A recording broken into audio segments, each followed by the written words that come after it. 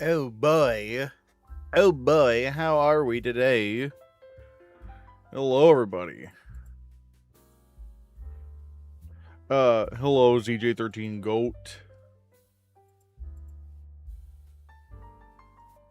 What the? Okay, Toy Story 5 is now Oscar worthy after watching it, but Wildwood could still be an upset.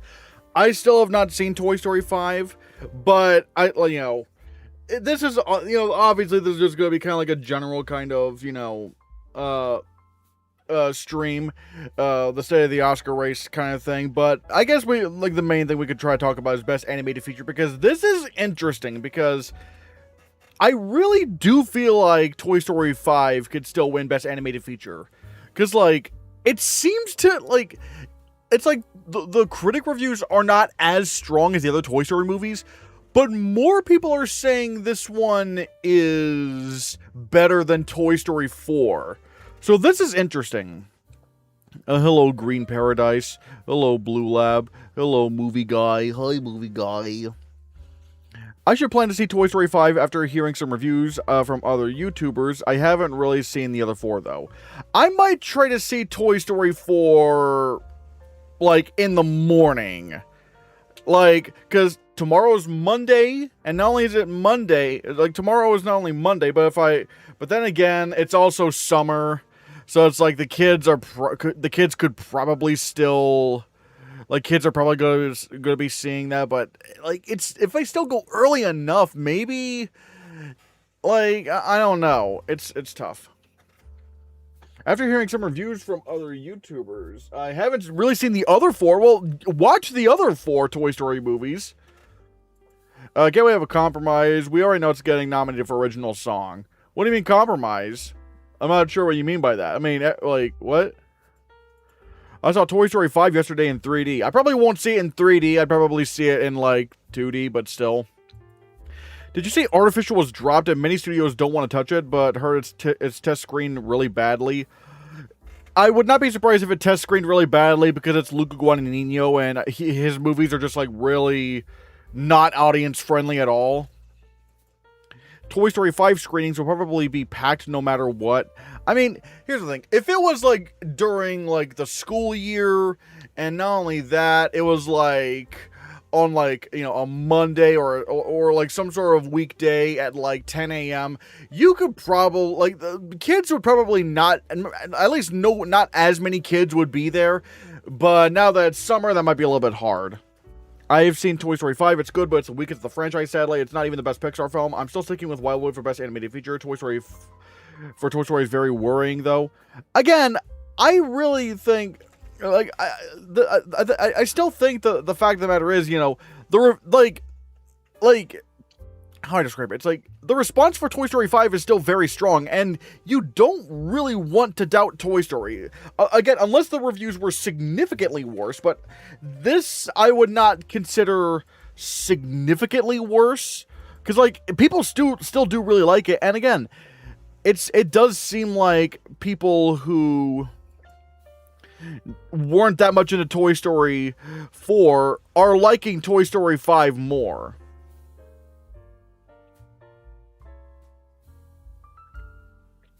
Toy Story song is very non-existent and not really in the film.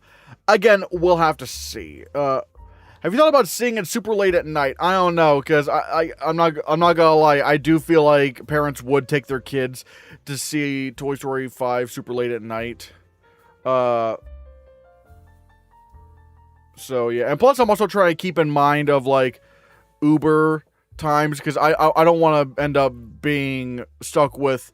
I don't want to end up taking forever with an Uber, and I don't know. That's just how has Disclosure been? How has Disclosure Day been doing as of right now? Box office wise, it is actually I'm not. It's probably I don't know how well it's doing at the box office. Actually, I could also just pull up this thing right here.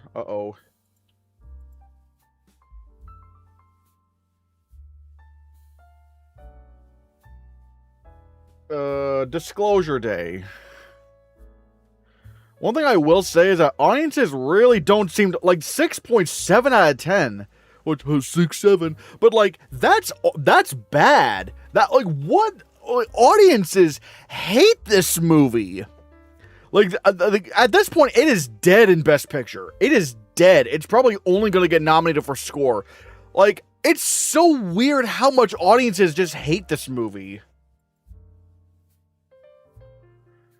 $160 million so far. It's probably not going to make back its budget. Probably not. But then again, it just came out last week, I think. So, I don't know. But still.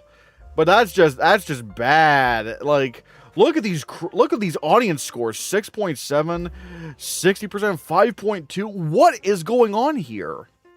I've never seen this happen. Like, this is strange. Like, how much people hate this movie.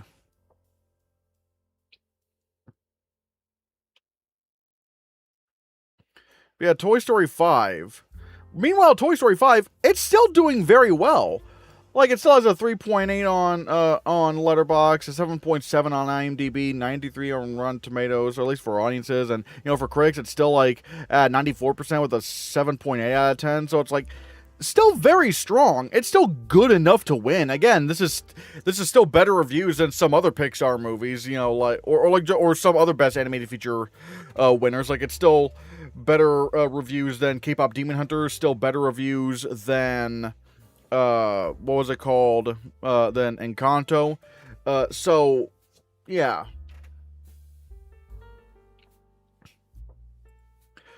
could it get a visual effects nom and maybe Emily Blunt gets in at a precursor? At this point, I don't know where Emily Blunt would get nominated, because it's just like, I don't think voters are really going to watch this movie. And also, visual effects. I've not seen the movie, but I can't really imagine the film has, I can't imagine the film being, like, one of the big visual effects achievements of the year. I just can't. Not when you have movies like Dune, The Odyssey, Project Hail Mary, Avengers, Doomsday, Spider-Man, and then you also have other movies like, I don't think Supergirl's going to get nominated, but still... Digger might have visual effects, but I'm not exactly sure. I don't know. I feel like I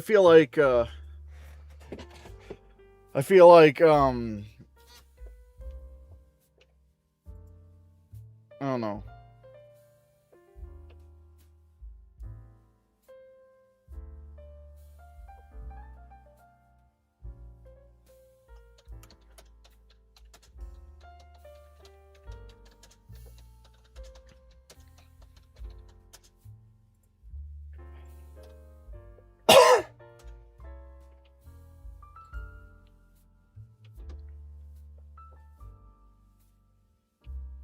It feels like a visual effects movie to me. I just don't know. I just don't really think so. It looks like it just has, like, simple, like, UFO stuff and some CGI animals and stuff. But even then, like, the CGI animals seem to be like a criticism that people seem to have over the film.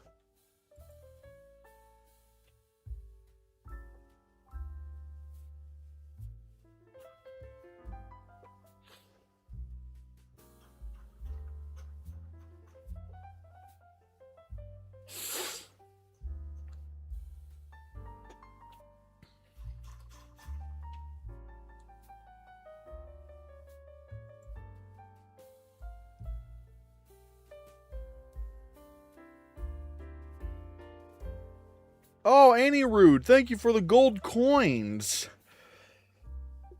By the way, guys, I do want to let you guys know that we do have a stream goal. If we can hit 5 super chats and 15 memberships, that would be really cool. Thanks a lot. Oh, hello, Miguel. Hello, Juice.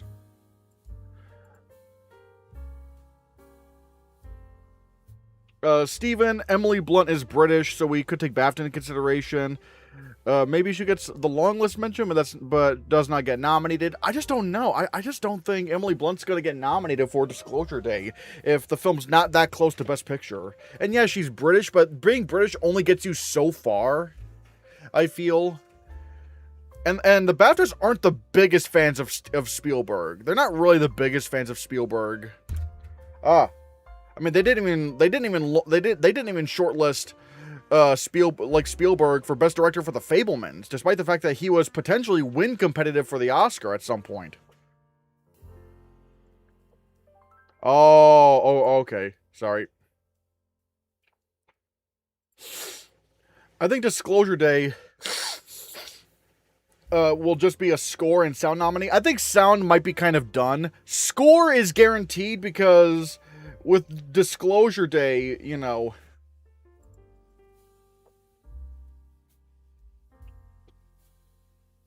with Disclosure Day, like, or like with John Williams, I should say. Like, John Williams, he always gets nominated. So, like, yeah, the score is going to get a nomination. I don't know about this year, but Gatto is definitely going to win next year for Best Animated Feature. What comes out next year? I'm not exactly sure what comes out. Let me look at it and see. Animation. I mean, Gatto sounds like a pretty decent bet.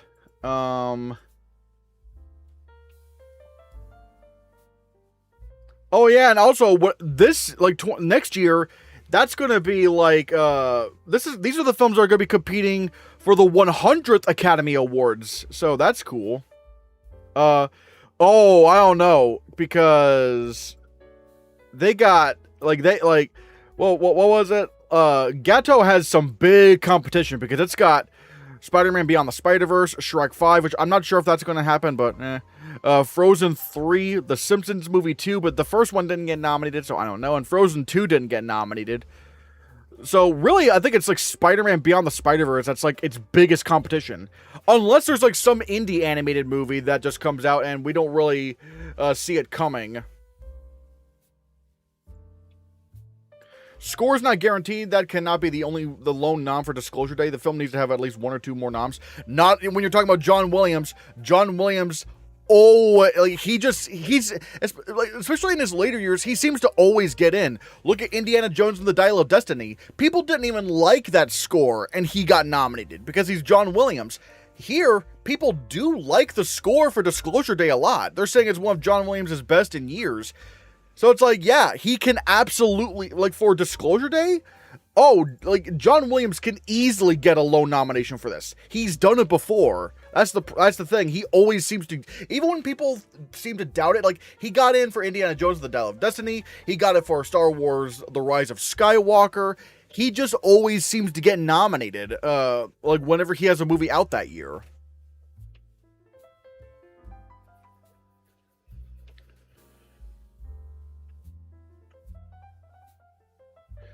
Rank the past 4 Toy Story movies and tell me why you would rank them this way. Oh, that's hard. Number 1, Toy Story 3, maybe, but Toy Story 2 is really close. Then Toy Story 5, and then Toy Story. Don't get me, they're all great. They're all great. But I do really love Toy Story 4 as well. They're all great, though. Toy Story 2 was nominated for Best Original Song, not for Animated Feature.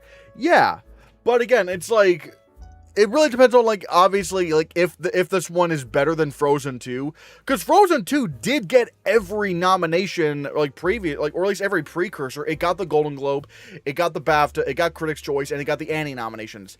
It got nominated everywhere, so it was probably number 6 for the Oscar. So, what does that tell us? Well, I feel like as long as Frozen 3 can be better than 2, then it can get nominated. But yeah. To be fair, the Best Animated Feature category didn't exist when the first 2 Toy Stories came out. Yeah. You've seen Toy Story 5 already. I have not yet. I'm going to try to see that at some point pretty soon. But I feel like there still is a decent conversation to be had regarding, you know, its Oscar chances. It's a Spielberg film. His films usually get in for more than one nomination for his work, even as sci-fis. The only exception is Ready Player One, but that has no chance of being like Minority Report. I mean, yeah, but what I'm saying is, like, I just don't know if it's going to get sound. Like, this year's looking pretty stacked for sound. And look, if this does get, like, I don't think it's really that impossible for Disclosure Day to get only one nomination. and that nomination being Best Original Score because of John Williams, you know? Oops.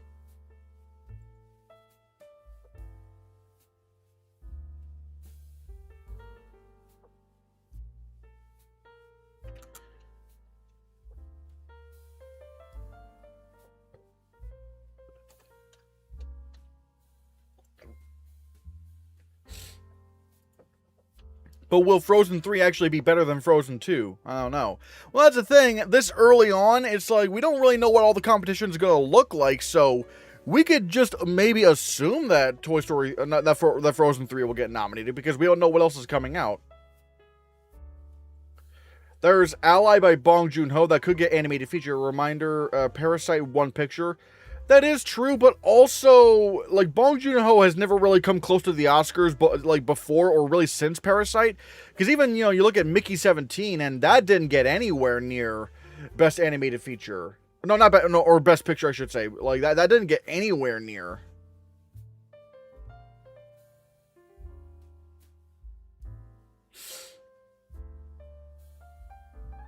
Actually, I'm not really sure where it is, but still.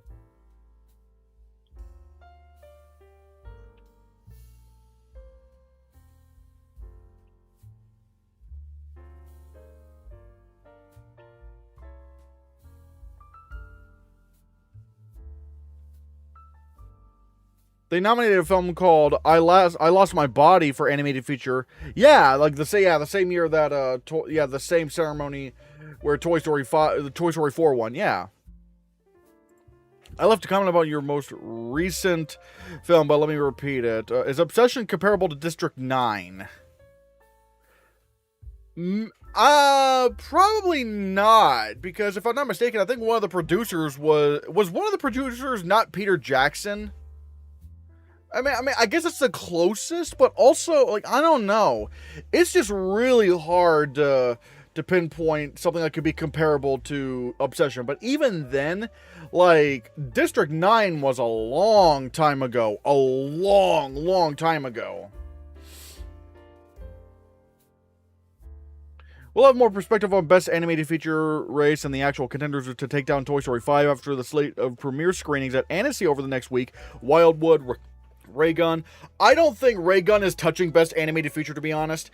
I mean, it's Skydance Animation. They do not make movies that get nominated. In fact, their movies are usually quite mid.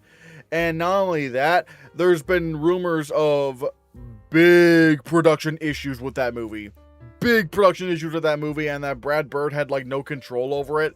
These are, for me, those are bad signs. And I just don't think Raygun's going to do it. I do not think Raygun is going to get nominated. It just feels like it's just not going to happen.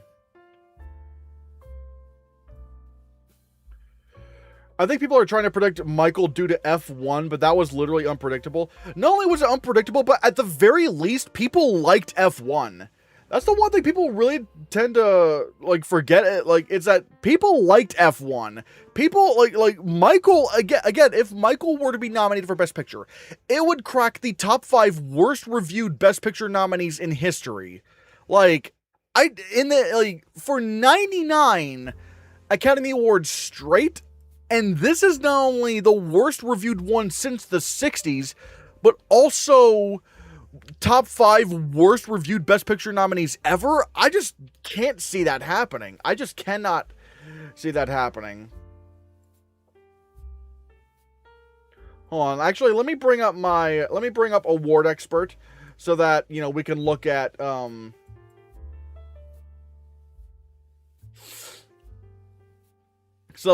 Best Animated Feature.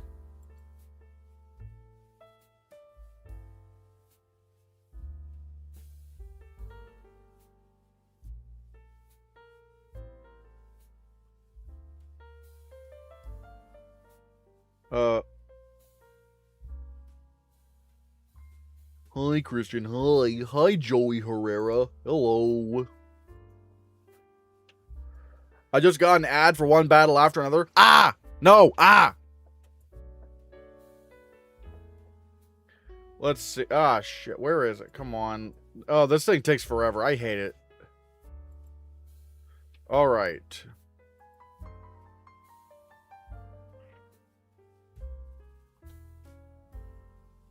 All right. So, best anime, like let's I think this is kind of where I'm at with best animated feature.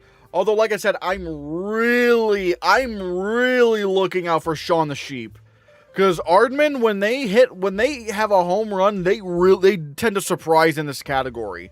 Like, yeah, sure, Early Man didn't get nominated, and Chicken Run 2 didn't get nominated, but both Shaun the Sheep movies managed to surprise in this category.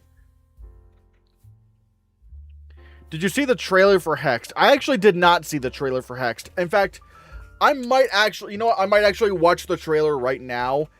I'll watch the trailer right now. I'm not gonna, like, show,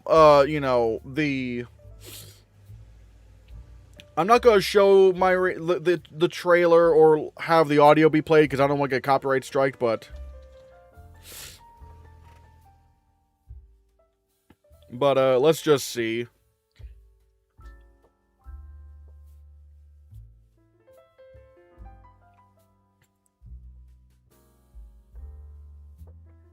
And I'm playing it now.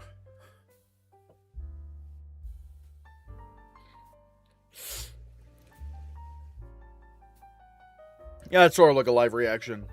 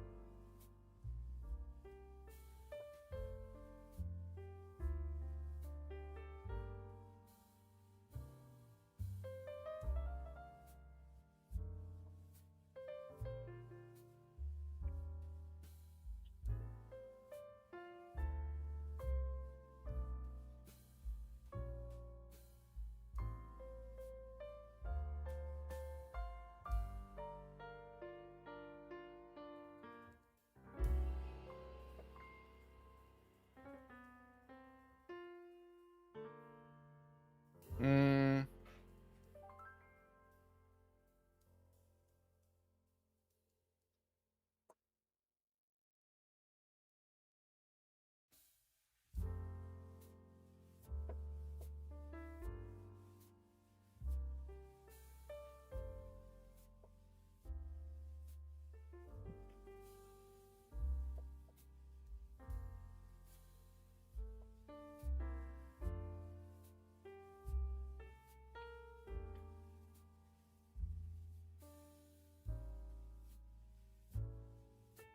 Mm.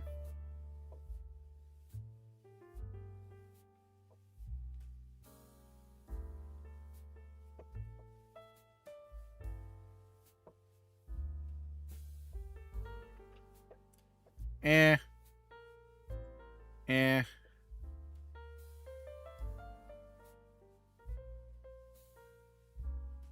Yeah, I don't know.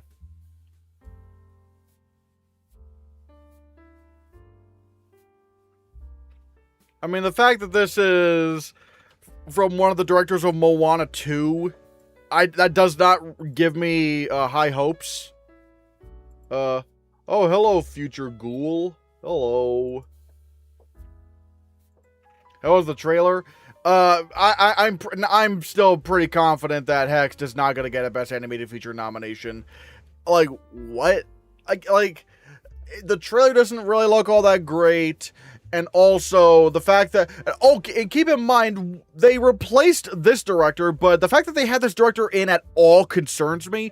One of the directors of this movie directed... Or, like, one of the directors that was replaced, they had previously gotten to direct... Like, they was a director for, Wish. You know, one of the worst Disney movies in, like, God knows how long. No. No. So, that's, I don't know. Hex might get a precursor though. I mean, maybe some of the early ones like Critics' Choice and Golden Globe, because this comes out right when those nominations come out. But just like Wish, it might get those two. But then once people actually sit down with it and realize, wait, this movie sucks, then it will drop off so fast, so hard. So yeah, I don't know. Was the worst movie to win Best Animated Feature in your opinion? Easily Shrek. It's not a contest. Like, the next one up would be like Coco, but that's more mid. I just really do not like Shrek. Shrek is by far, without again, not even a contest, the worst Best Animated Feature winner ever.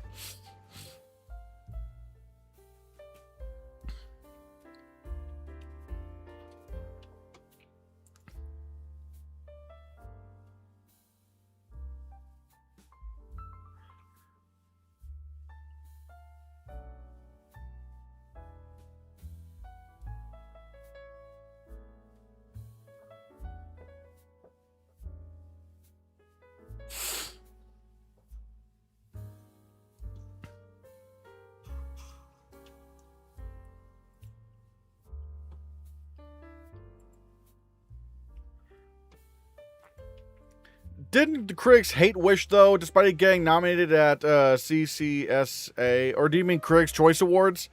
Also, how is Coco considered mid? I mean, most people don't consider Coco mid, but I consider Coco mid.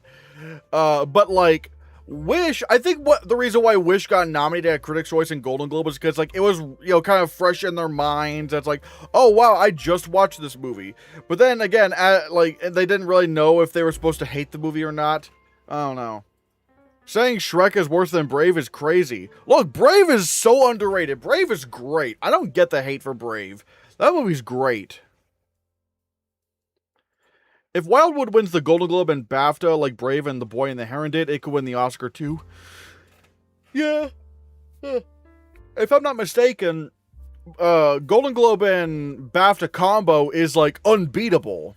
I know, and I remember when people were like, well, I mean, Spider-Verse won the Eddie, and, if it wins all these things and the Eddie, then it hasn't lost. But it's like, is that really gonna matter, though? We're talking about, like, the Eddie, like, I always thought bringing the Eddies into this, into the comparison was, like, not really useful. So it's like, I don't know. Saying Shrek is worse than Brave and Happy Feet is really crazy. Brave and Happy Feet are great. Happy Feet, I will say this. Happy Feet is one of the best animated feature winners. I will say that. Like, Happy Feet is one of the best winners in that category. I will not apologize for that. Happy Feet is fantastic. Boogie Wonderland.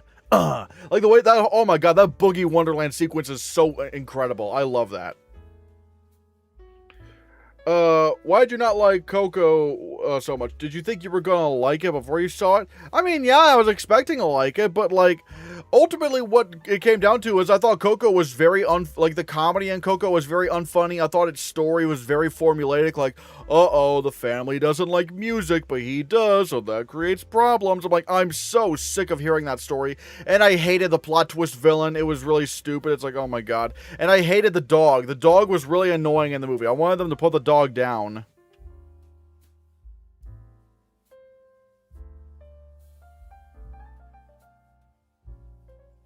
Are you a fan of The Adventures of Tintin? I've not seen The Adventures of Tintin, so I can't say that. But I do want to see The Adventures of Tintin.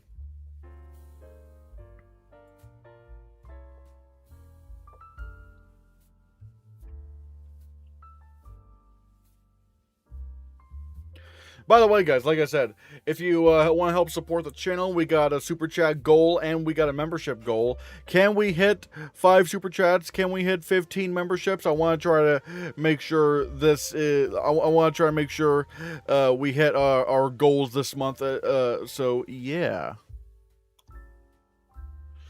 You should do a ranking of all the animated feature nominees and international feature nominees of the 2020s like you did with Best Picture.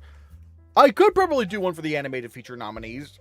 But at the same time, I kind of want to do that with, like, just do an entire video of ranking every single Best Animated Feature nominee. I kind of want to do that. So,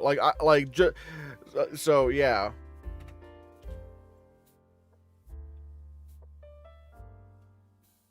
How many donations do you need to bring Caillou out of the basement again? Well, here's the thing. I don't want to overdo the Caillou bit, but like I said, you know, I do want to try to hit some goals. I'm not sure what the goal should. I'm not really sure what the goal should be, or at least, you know, what I should do. But like, I at least want to try to do this. Instead of Caillou, you should do another character. I'm not really sure what character though. Like, I'm not sure. Best and worst Best Picture winners of 2010 to 2026. The problem, I have not watched every single nominee in the 2010s. I've watched every single nominee of the 2020s, but not the 2010s. So there's still a lot of movies for me to try to watch.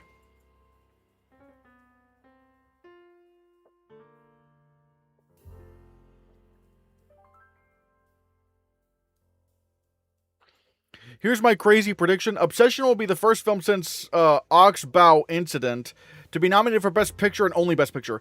I mean, the fact that the last time it happened was 1943, I would not suggest doing that. I wouldn't. If you're going to predict Obsession for Best Picture, you got to come up with some sort of package.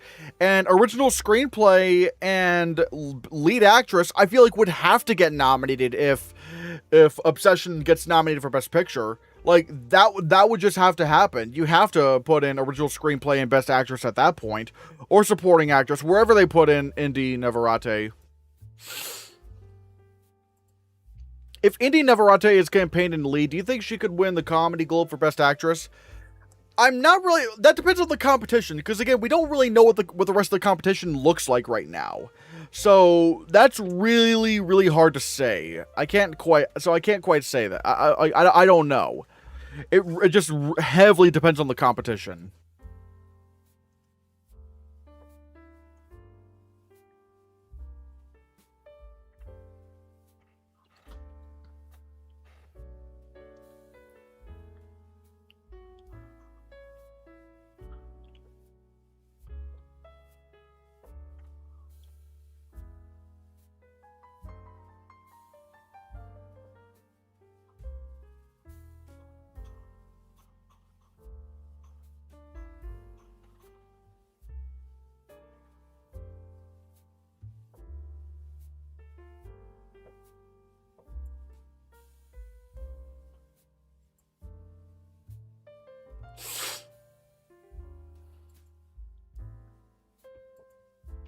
Backrooms is the first A24 movie to cross $300 million, and Obsession is inching closer to $400 million, with it currently coming in at $333 million. Do you think Obsession makes it to $400 million now? Not impossible. I mean, the fact that it was like just below $300 million last time I streamed, I think. I mean, like, I don't know, maybe 400 is possible. Navarrete will be campaigning as supporting actress. She's in less of the film than the lead actor, and she doesn't have her own scene that isn't with him. Plus, she would sweep supporting actress if she campaigned there. Well, you're saying she will be campaigned, but we don't know that yet. We don't really know anything right now. There's conflicting information as to whether she's going to be in lead or supporting, so we can't say for certain. She could be put in lead.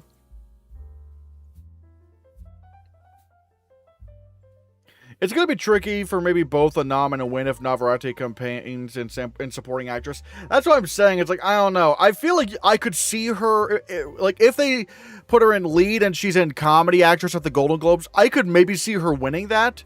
So it really depends. Hello, Eglantine. Hello.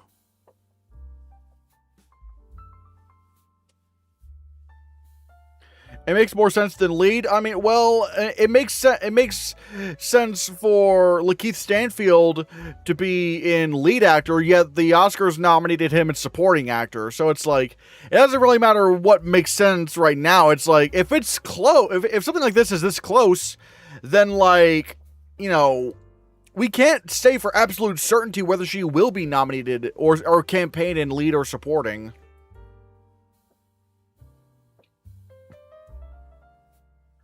You haven't seen Obsession though? I mean, yeah. I haven't seen it, but again, this stuff just happens. Like where it's like, people think someone's gonna be campaigned a certain way and then they're just not. I'm not speaking as to as to what I feel like as to what I feel like she should be campaigned in. I'm just saying I'm hearing conflicting things and it's like it feels like it could just go either way. Yeah, same thing for Culkin in A Real Pain. Yeah, like people argued, oh wait, he's clearly a lead. Why would people put him in supporting? And then he ended up sweeping Best Supporting Actor. And then people were saying, well, Lily Gladstone for Killers of the Flower Moon, they're going to sweep Best Supporting Actress.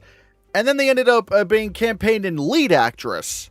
So it's like, again, some things can make sense to us, but then they'll end up doing something else entirely.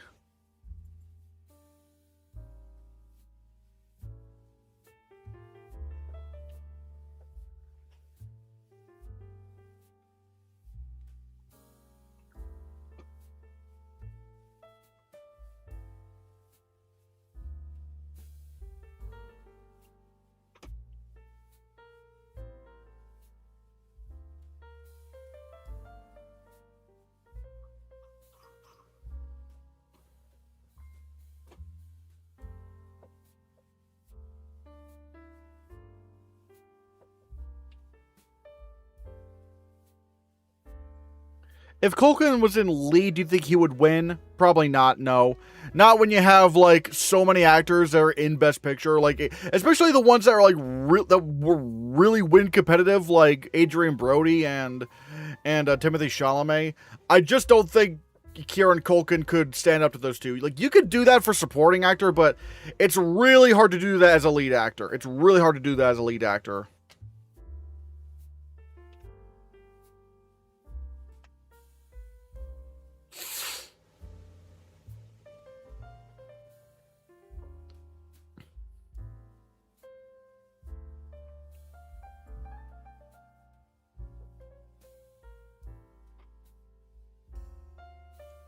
Yo, thank you so much to Levinutal for the super chat. Shrek is love, Shrek is life. Exactly.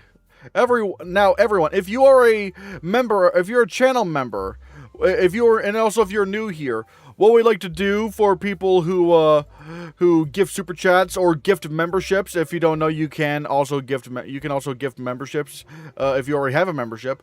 But we like to send blue Hannahcast heart emojis to those who support the channel. So thanks, Love and Atoll. Thanks, Love and Atoll. Let me just update the goal here. All right.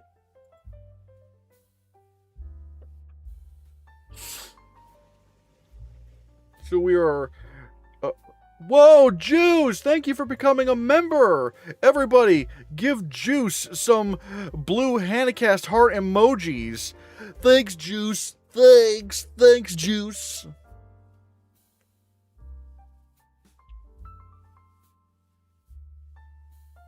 My God. Okay, let me change...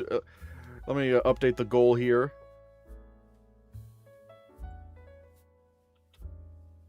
Oh my God.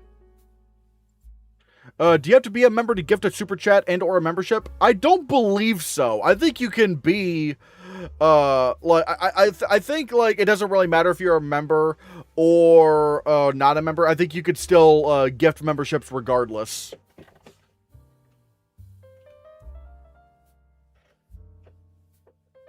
In order to gift a super chat or a membership. Yeah, no. You don't have to be a member to do that. You do not have to be a member. No.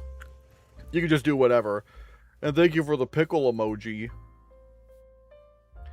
Same thing happened with my darling Chase. She should have won, but in the end, she was just a little infinity away. I would have nominated her in supporting actress. See, that's the example I feel like it made more sense to put her in supporting, considering she literally had less screen time than Sean Penn, who won Best Supporting Actor, but I don't know.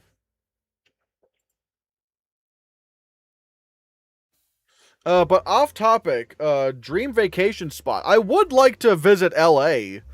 I would like to visit LA one day, especially since I have friends who live over in LA. That'd be fun. Or maybe New York. I wouldn't mind visiting New York.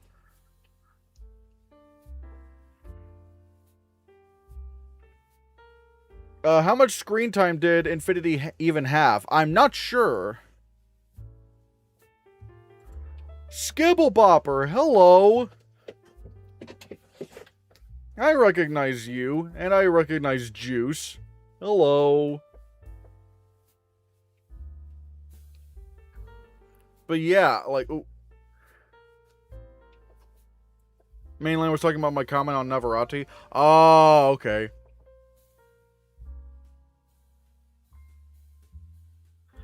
But yeah, like I think we're just gonna have to wait and see who, like, or like where Indy Navarrete lands in when it comes to being campaign and leader supporting.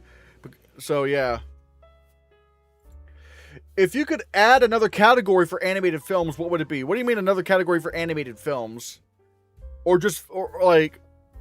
Because I don't think, like, I don't really think best animated, like, I don't know how you would expand best animated feature. I kind of like I kind of like best animated feature being just kind of its own thing. I would add more Oscar categories, but like, I don't know anything about, animated, films categories. I don't know what that means. Did you see if someone on Award Expert is apparently exposed for using ChatGPT to write their posts? I'm not surprised. I hate AI so much.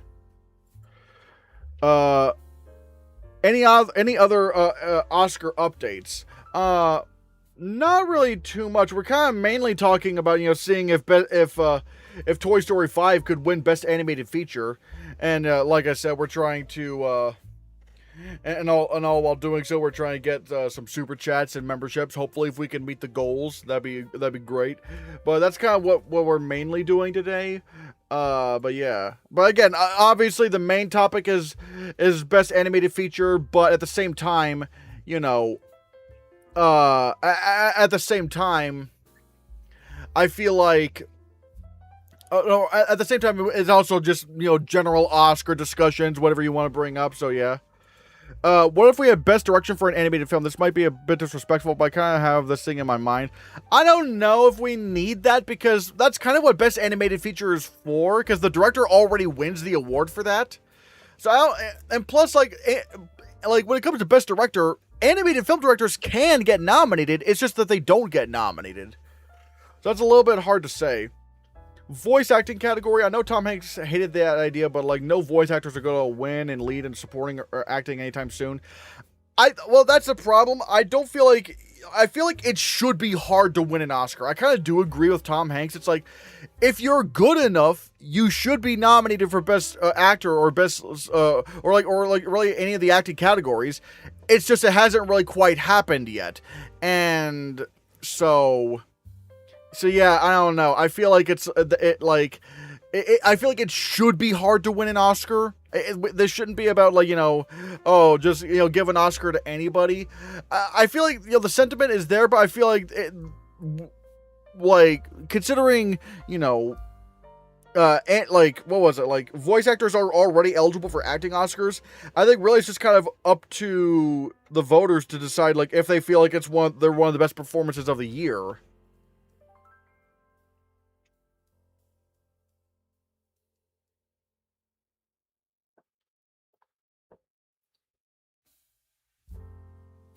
What would you say is the best animated film in the past 5 years? Oh man, I guess wait.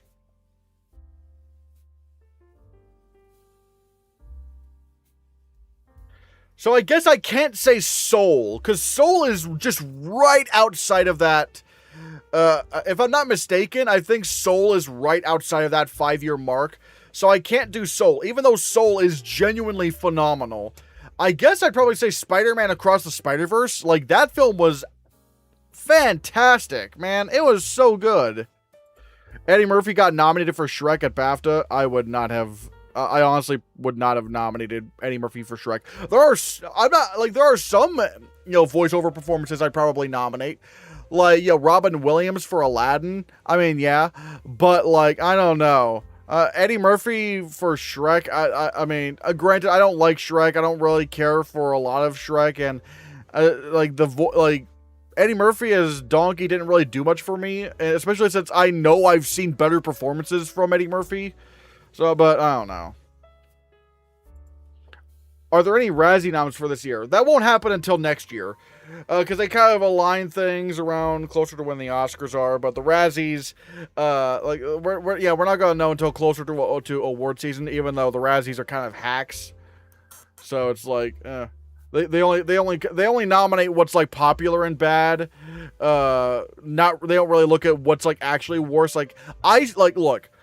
I'm not saying you have to like Batman vs. Superman, but there's no way you can say to me that Batman vs. Superman was more deserving of a Worst Picture nomination than Norm in the North, which wasn't even shortlisted anywhere in the Razzie shortlists. Like, there is not one thing about Norm in the North that is legit better than Batman vs. Superman.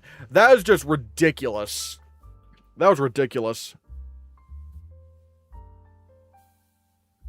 Razzies were so bad this year because of, I'll just say it. The AI slop. Just using AI for their award ceremony. It's just so pathetic. It was just so pathetic. It was so stupid. Norm in the North literally had a Gangnam Style dance party at the end. Wait, they didn't have Gangnam Style. They didn't have Gangnam Style. I think they had, I know that, what was it? The Nut Job had Gangnam Style, but not Norm in the North, even though it was still bad. Yeah, The Nut Job. I wouldn't be surprised if people were thinking that Jeremy Irons should have been nominated. Oh, wait, for The Lion King. You can maybe make an argument for that, but again, it also really depends on, like, the competition that was around back then.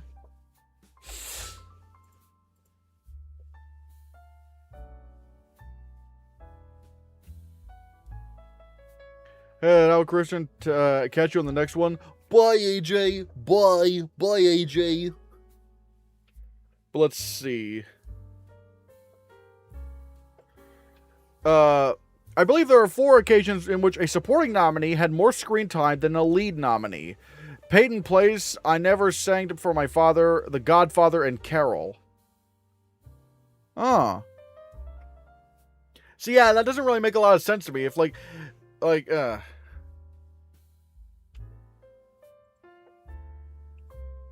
everyone's wanting to give it to Wildwood. If it's as good as Kubo, I think it wins. But I don't know. I mean, Toy Story has proven himself to be kind of unbeatable in this category. Even when people did not think that Toy Story 4 was going to win, it still ended up beating Klaus. And not only that, it seems like, again, it's so... Toy Story 5 is weird because it's not as acclaimed as the other Toy Story movies. But at the same time, it's at least from what I'm seeing, it has less detractors than Toy Story 4. Like, more people that don't like Toy Story 4 do think Toy Story 5 is better. Like, yeah, this is a better film. So that's where it's really tricky.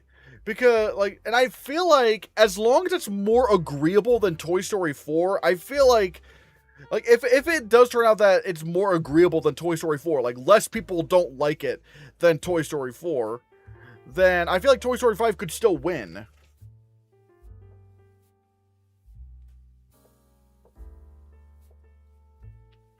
Yo! Thank you very much, Levanutal. Everybody, if you're a member of the Hannahcast, if you're a member of the channel, give, Levanutal some, blue Hannahcast heart emojis. Thanks, Levanutal. Thanks. Let me just update the, goal right here.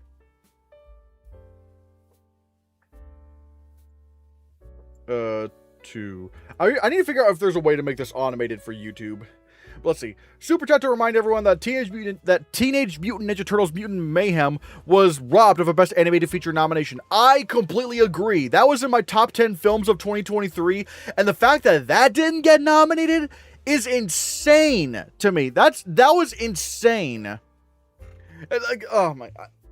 And the funny thing is, I like I got like, what was it, like 4 to 5 that year, because I did end up predicting, I didn't do it in my video, but in my last minute predictions on Award Expert, I did end up going for Robot Dreams for that 5th slot, which I did get right.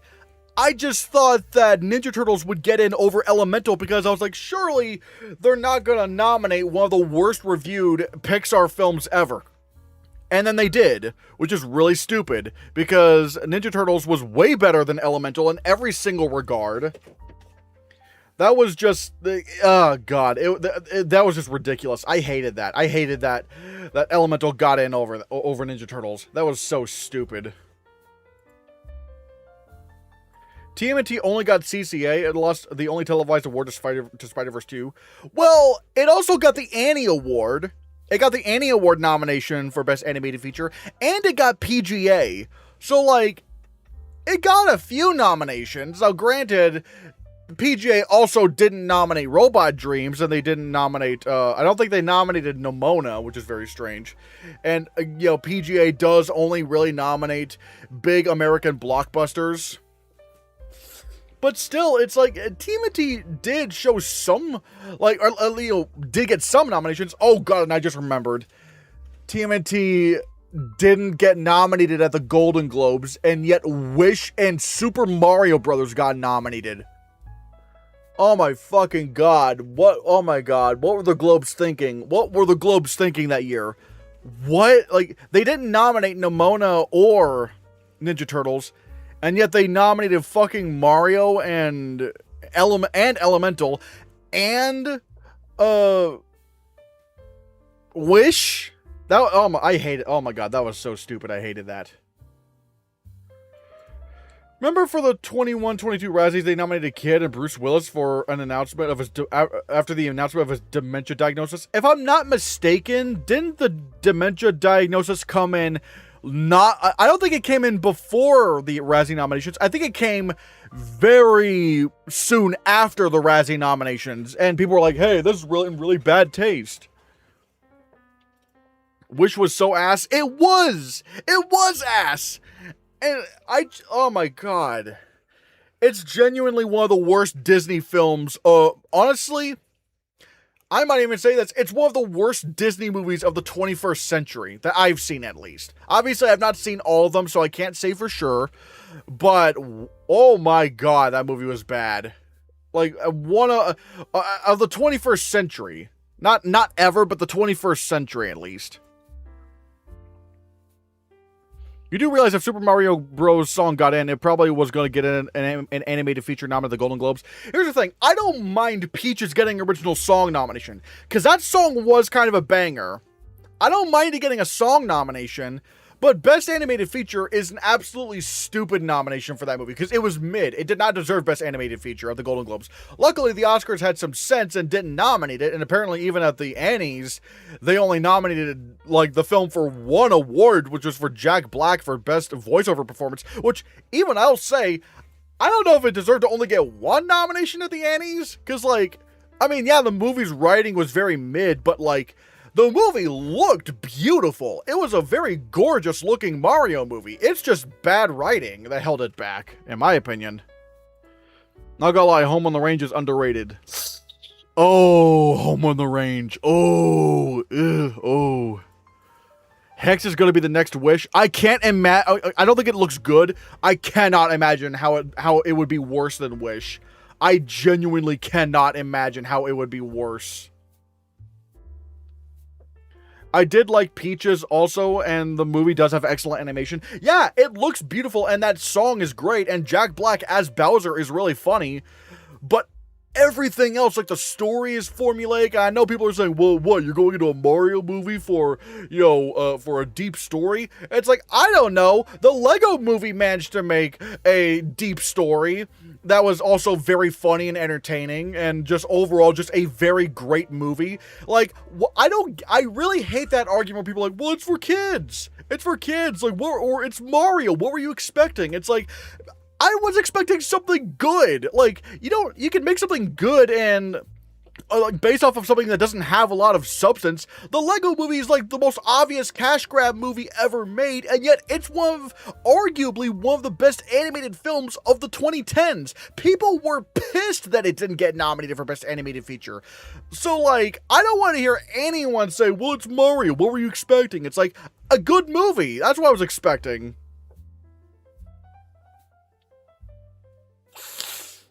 I didn't say worse, on the same level as Wish. Again, I just don't know if it's going to be on the same level. I don't even think it's going to be on the same level as Wish. I think it's going to be slightly better.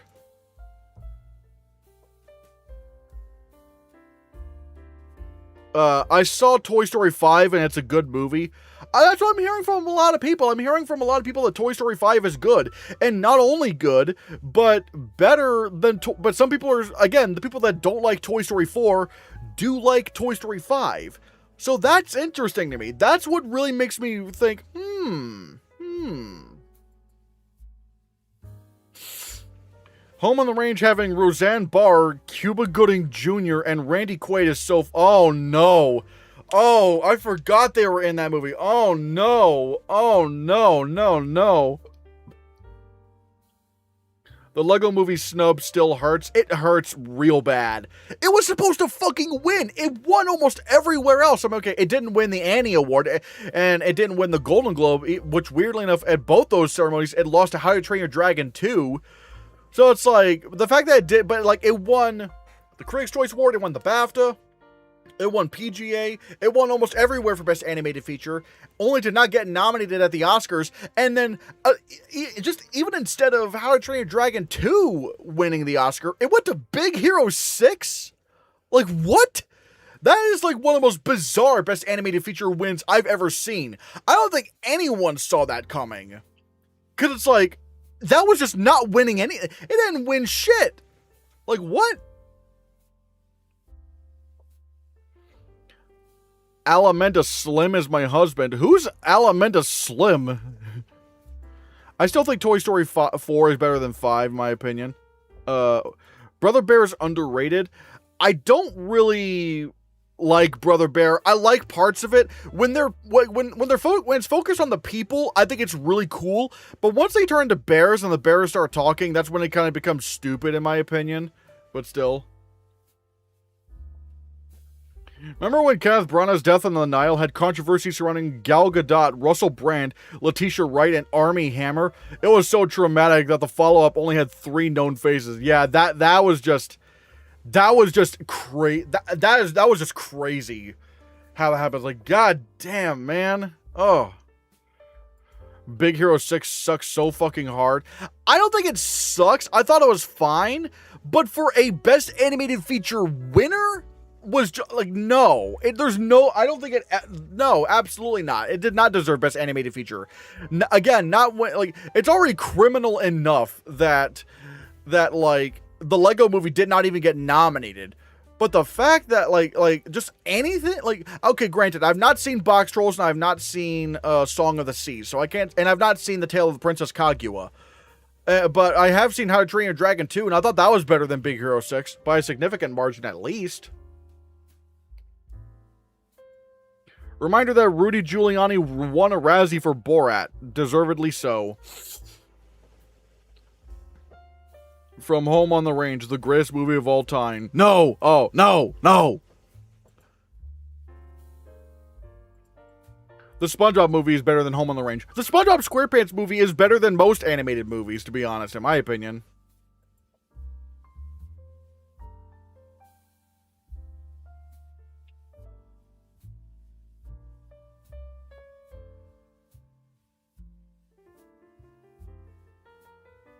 SpongeBob movie is an easy 5 stars. 5 out of 5 at least. Even though I personally go by the what was it?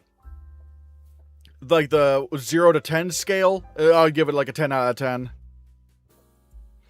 I really want to get rich and buy the Hasselhoff animatronic from the SpongeBob movie. I think that was sold for charity, if I'm not mistaken. I don't know where it is right now. God, that thing is like 22 years old. Oh yeah, let's not forget that the SpongeBob SquarePants movie, despite getting the Annie nomination for Best Animated Feature alongside The Incredibles and Shrek, missed the Oscar nomination, and missed the Oscar nomination to fucking Shark Tale. Fucking Shark Tale? Are you kidding me? Arguably the worst DreamWorks movie ever made got nominated for Best Animated Feature over the SpongeBob SquarePants movie?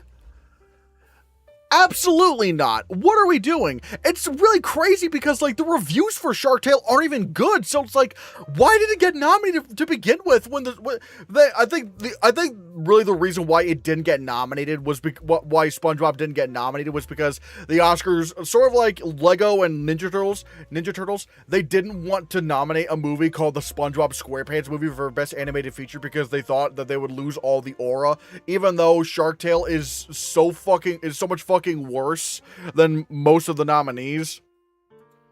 The SpongeBob and Patrick scene where they're slowly dying was the first time I cried at a movie. Oh man. I think I already knew that they weren't dead because I saw it once it came out on DVD and there were already like new SpongeBob episodes already out. So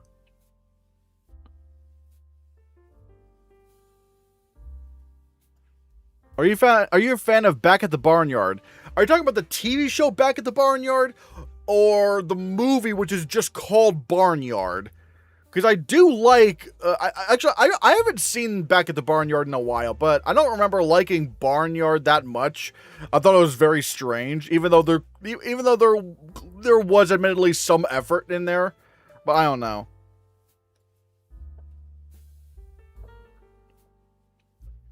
Oh, both the show and the movie. I haven't seen the show in a while.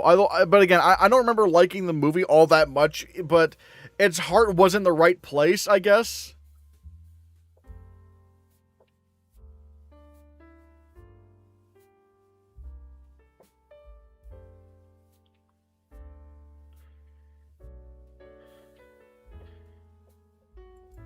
Also, why were the Boss Baby and Ferdinand nominated again? Oh yeah, I forgot about that. The Boss Baby and Ferdinand getting nominated for Best Animated Feature over the Lego Batman movie. Like, what are we doing? What are we doing? Are you serious? Especially the Boss Baby. Like, what? What were they thinking with that?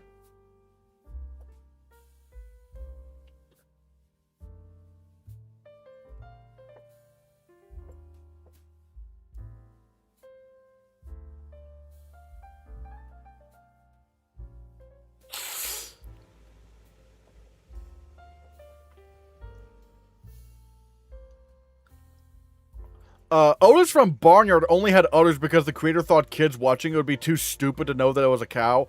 Yeah, that is very strange. Although I do like the idea that, like, I do like the headcanon that people have that Otis is trans, where especially when you see that his dad talks about like something about his daughter, and Otis says, "You don't have a daughter." And he goes, "Oh yeah, that was you, wasn't it?" It's like I kind of like the headcanon that Otis is trans. That's actually kind of fun. Otis is a trans icon. Happy Pride. Yeah, exactly. I love that.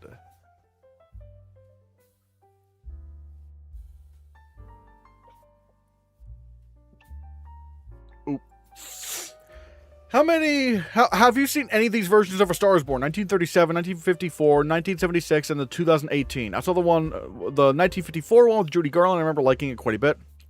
I've only seen the 2018 one with I've only seen the 2018 one with Bradley Cooper and Lady Gaga. Jesus, Joe Allen, what are you doing? They remake the story so many times. It was never good. I mean, I can't speak to the other versions, but I thought the 2018 one was very good. I thought it was fantastic.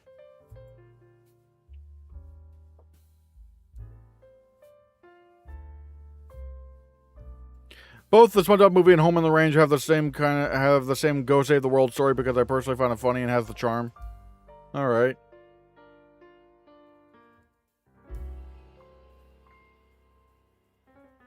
Oscar, raise the reef. Raise the reef.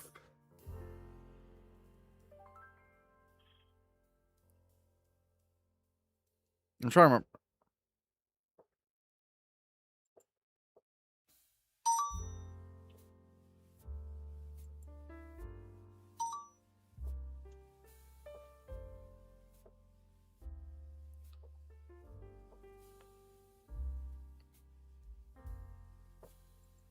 Yeah, Shark Tale reference. Yeah, I saw that. Yeah. Judy Garland not winning the Oscar for A Star Is Born and losing to Grace Kelly in the Country Girl is considered one of the biggest Oscar upsets. Oh, really? Again, I would not know that. I would not. I did not know that. Are the Airbuds reviews happening? Airbud? I'm not sure. Actually, I don't even think Airbud's out right now. Is there a movie you despise? Like, it makes you feel anger when you think about it. Oh, there's definitely. It's the worst movie that I've ever seen. And that is...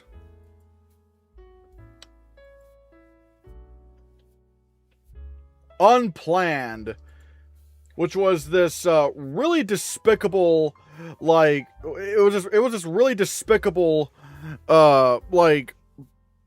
anti-abortion film, and it was gross. This is easily like the worst movie I've ever seen. I wish Letterboxd had like a 0-star rating because I would gladly give this 0 stars. This is just an absolute cinematic disaster. I hate this thing so much. It's so fucking bad.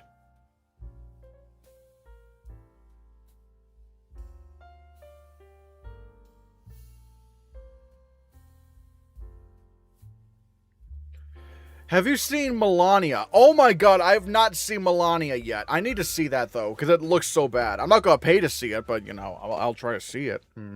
Yo! Love and Nuttall, thank you so much for the $5 super chat. Oh. Everyone, if you're a Hannahcast member... If you're a channel member, send some blue Hannahcast heart emojis to Love and Nuttall. Hold on, let me just change this real quick. But yeah, thanks, Love and Nuttall. Thanks, Love and Nuttall. Are there any animated movies you think should have won Best Animated Feature in their respective years? I can't speak to every single year, because I have not seen every single nominee. But, like, there are some, like, for example, the very first year, I would have so easily not given Shrek Best Animated Feature, and instead, I would have given the award to Monsters, Inc. I thought Monsters, Inc. was way, way better than Shrek. I'm good, let's see. Oh yeah, there's 2005. I didn't see Howl's Moving Castle, but the other two nominees I did see, Corpse Bride and what ended up winning, Wallace and Gromit: The Curse of the Were-Rabbit. I would have given Corpse Bride Best Animated Feature over that. I would have given I would have given Corpse Bride Best Animated Feature over you know, over Wallace and Gromit. 2007, okay, I have not seen Surf's Up or Persepolis. 2008. I would have given Kung Fu Panda Best Animated Feature over WALL-E. 2009, I haven't seen all the nominees, but I do really love Up. 2010, I do really love, Toy Story 3. 2011, Rango actually would have been my pick to win, so there's that. 2012, I haven't seen all the nominees that year, so I can't say for certain. 2013, I have not seen all the nominees. In fact, 2014, haven't seen all the nominees, but I would have given. But I thought, what was it called? How to Train Your Dragon 2 is more worthy than Big Hero 6. 2015, I haven't seen all the nominees, but I thought Inside Out was my pick that I had seen. I do love Inside Out. 2016, Kubo and the Two Strings should have easily beaten Zootopia for Best Animated Feature, but that didn't happen. 2017, I thought The Breadwinner should have won over Coco. 2018, Spider-Man Into the Spider-Verse would have been my vote. 2019, it's kind of tough. I don't know whether I'd go for Klaus or Toy Story 4, but I don't hate Toy Story 4 winning. I thought Toy Story 4 was great, so I can't be too mad. Or really, I'm not really mad at all. What was it? 2020, Soul would have been my pick to win. This is where I did start seeing every nominee. Soul would have been my pick. 2021, I would have picked The Mitchells vs. the Machines over Encanto, although Encanto is not a bad winner by any stretch of the imagination. 2022, my pick did win, which was Guillermo del Toro's Pinocchio. 2023, The Boy and the Heron won. I would have preferred Spider-Man Across the Spider-Verse, but I don't mind Boy and the Heron winning. Then the next year was 2024, where we had Flow winning. That would have been my pick to win. But again, I would not have been upset if there was Wild Robot or something like that. And then this last year, where we had K-pop Demon Hunters, it was by far my pick to win Best Animated Feature in that one. So there are some examples. Also, hello, Easty. Have you seen Michael yet? I have seen Michael. I did see Michael. It's mid. I don't think Michael is that good. So that's my opinion on it.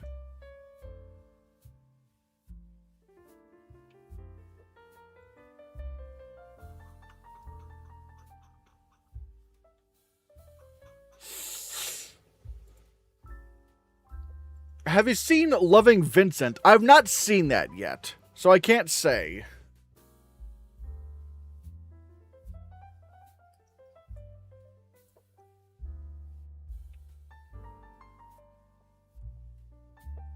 What do you think about Jafar's performance? Jafar Jackson?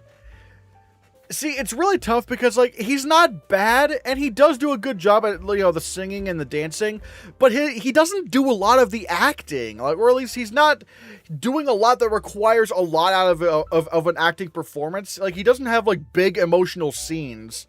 So, it's really kind of hard to judge. Again, he's not bad, but he just kind of feels like a lot of actors could have probably just done that performance. I mean, I get it, there's a little narrative with Jafar Jackson and that he's the nephew of Michael Jackson, but I just don't know. I don't know.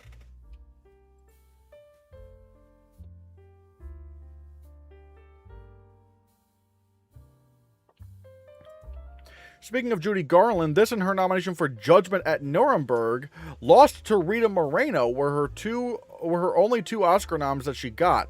Not even a single nomination during her time at MGM. Eek. Yikes. What would you rate it out of 5? Probably a 2.5 out of 5 or a 5 out of 10 for me. It's mid. It's not awful, but I can easily see I don't really think it's that great. Michael just has no style to it whatsoever. Say what you will about other biopic films, Elvis, but Elvis clearly did have a big flashy style of direction to it that was very interesting. So here it's eh. I'm here. People are underestimating Forgotten Island. I do think Forgotten Island is going to be nominated for Best Animated Feature, especially considering the reviews for an unfinished cut were that strong. I feel like Forgotten Island is going to be nominated. I feel like it's a surefire nomination. Off topic, but have you watched The Exorcist 3? Brad Dourif is in it for maybe 5 minutes, and I genuinely think that he could have won an Oscar. Really? Exorcist 3? Huh, I have not seen that. I've actually not seen any of the Exorcist movies, to be honest. For me, Rocket Man should have won Best Picture. Oh. I like Rocket Man. I don't love it. I feel like the idea of having, a biopic of this actor, of this musician, also being a musical where it uses his songs to, drive the plot. I feel like that concept was done much, much better in Better Man, because it took more, I feel like it just had I feel like it was just a more interesting way of doing that, kind of telling a story where, I don't know, it doesn't really feel like, I feel like in a way, Rocketman didn't really have that much flair to it. Not as bad as something like Michael, but I feel like it just needed a little bit more oomph to it. Which I feel like Better Man definitely had that. Which if you don't know what Better Man is, it's this movie about the singer Robbie Williams, not Robin Williams, Robbie Williams. He's British, and really everyone around the world knows him except the United States, which is probably why the movie bombed at the box office. Regardless, it's fantastic. It's sort of like a biopic musical where Robbie Williams is portrayed as a CGI ape. And I know that sounds ridiculous, but it leads to some really, really creative scenarios with the musical sequences, and the fact that he's a fully CG character, you know, it allows for the story to be really exaggerated in a very artistic way. I thought it was really great. I loved Better Man.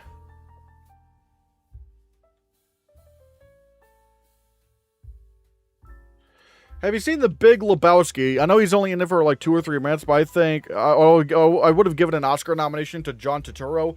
I don't think John Turturro is what stands out to me most in The Big Lebowski. For me, John Goodman stood out to me more, like out of everyone in that film. What do you think about Taron Egerton getting snubbed for lead actor? I thought Taron Egerton should have been nominated for Best Actor. I thought he was phenomenal in that movie. I liked Rocketman, but I didn't love it. But I loved him in it. I thought he was phenomenal.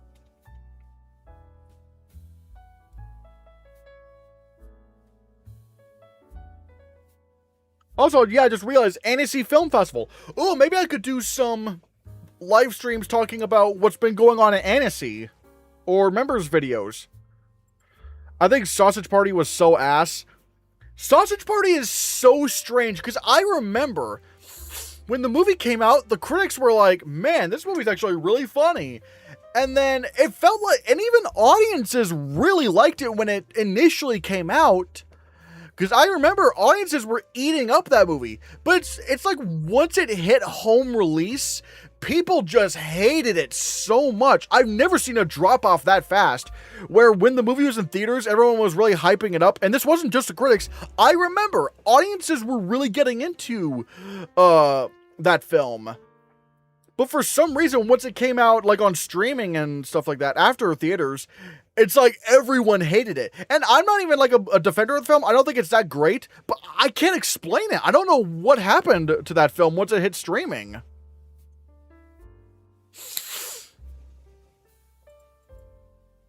Happy Father's Day. Did you do anything special with your dad today? Maybe you have a dinner reservation at a fancy restaurant? Well, not really, because he's been dead for nearly 13 years. And also, he was a piece of shit, and he's probably burning in hell as we speak. But no, no, don't feel bad about that. Don't feel bad about that message. I really, like, the moment I read that, I was like, oh, I was spill the tea. But yeah, no, like, But yeah, no, my dad was a piece of shit. I'm glad he's dead. So, yeah. Like, trust me, like, he was not great. He was not a good person. Damn, Christian, you didn't have to say all that. Trust me, if I told you the shit that I know about my dad, you would agree. Trust me when I'm saying it's better he's not with us. Trust me. Bob Odenkirk is starring as Johnny for a shot remake of The Room. I saw that. That looks really funny. And I'm not gonna lie, like, Bob Odenkirk actually looks really good. Like, he actually looks like he's giving a good performance. But yeah. What's your favorite animated film of the last 5 years? Me, Little Amelie, The Wild Robot, Spider-Verse, and Suzume and Luca. I wish I could say Soul, but that goes past 5 years, so I would say... But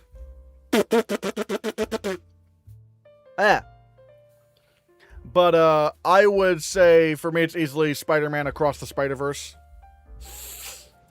The film was shot in 12 hours, no budget, no rehearsal, and all the proceeds are going to the Foundation for AIDS Research and Blue Collaborative, which is a nonprofit that supports artists. Oh, that's cool. I love that. What about your mom? Am I getting a bit too personal? No, I don't mind getting personal. She's also dead, but but she never married my dad, so they didn't really spend a lot of time together, and like they were separated. So yeah, but like she was nowhere near as bad as my dad. She was nowhere near as bad as my dad. She had some rough patches, but I feel like she did ultimately get better by the time she passed away. So I can find solace in that. So that's neat. Sorry about your dad. Don't be. I'm glad I don't have to see him ever again. Unless you're sorry about what kind of person he was, then thank you. But yeah, don't feel bad about him being dead. The world's better without him.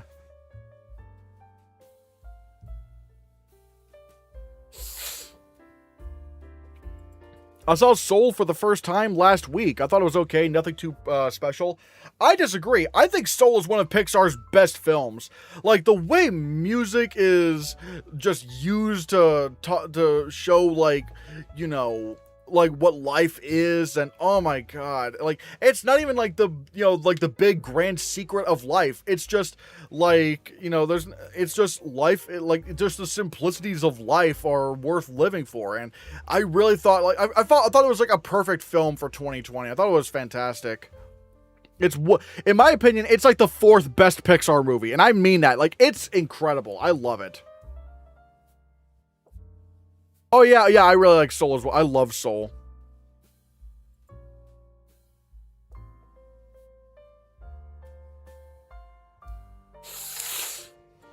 Oh, no for each year. Your favorite animated film each years of the last 5. Okay, so 2021, my favorite animated film that year was The Mitchells vs. the Machines.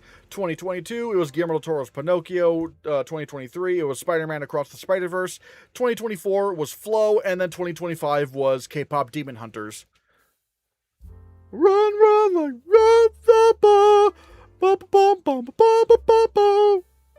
oh, it's done.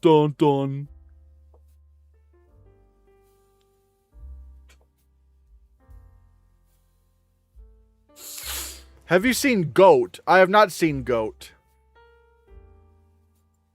Although I've heard good things about it. It's sad because I was so ready to put that in my best animated feature predictions, because like it's Sony Animation and they do really, really well with the Oscars. And while granted, Sony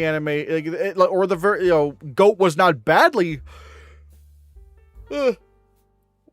badly reviewed. They had good reviews, but they weren't like strong enough for best animated feature. So sadly, I can't put that in there. Do you like the animated features, the animated feature winners more this decade than you do with Best Picture? Is it the same with international feature? I can't speak much to international feature. I can't speak to much. Well, I guess. I guess I would say, yeah. Overall, the winners in these categories are better than Best Picture. Because with Best Picture, so far in the 2020s, I've only liked 2 of the winners. One was Coda, and the other one was Oppenheimer. And even then, Oppenheimer was the only one that I would have nominated for Best Picture.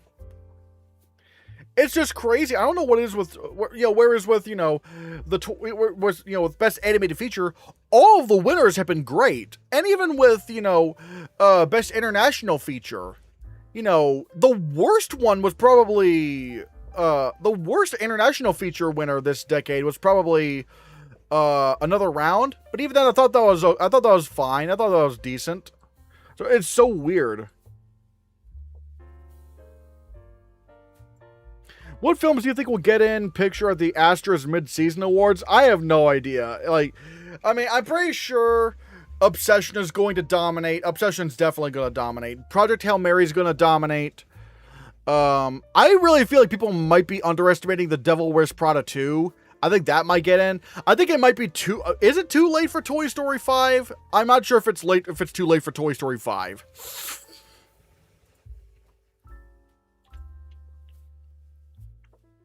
Why do animated films have a hard time now making it into Best Picture? Didn't we expand it to include them at first? Well, if I'm not mistaken, I think we expanded Best Picture due to the mainly due to the Dark Knight missing. I think that was why. But I think it's just people just see animated movies as less than. And I know some people will make the argument that, Best Animated Feature only prevents them from getting nominated for Best Picture, which I feel like the math doesn't really work out because there have been more animated movies nominated for Best Picture after they had the Best Animated Feature category as opposed to before, because before there was only one with Beauty and the Beast, but then post Best Animated Feature, we've had 2 more, which was Up and Toy Story 3. So the math doesn't really math out well. I think it's just overall, there's not as much of a respect for animation. I do believe there's not a respect for animation at the Academy Awards, but I don't think it's because of the Best Animated Feature category's existence, because, again, the math just doesn't really math well when you do that. I despise The Dark Knight. I do not understand Gen Z's hatred of The Dark Knight. I do not understand this. The Dark Knight is a masterpiece. It is going to stay a masterpiece. I do not understand why Gen Z hates The Dark Knight. Like Gen Z and Gen Alpha or whatever. I don't know.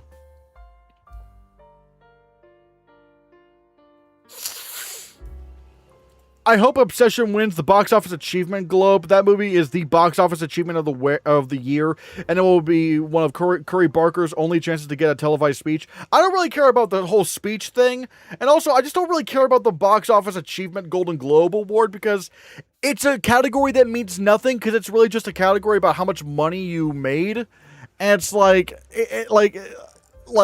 I feel like the awards should be about how good something was, not based on any other factors.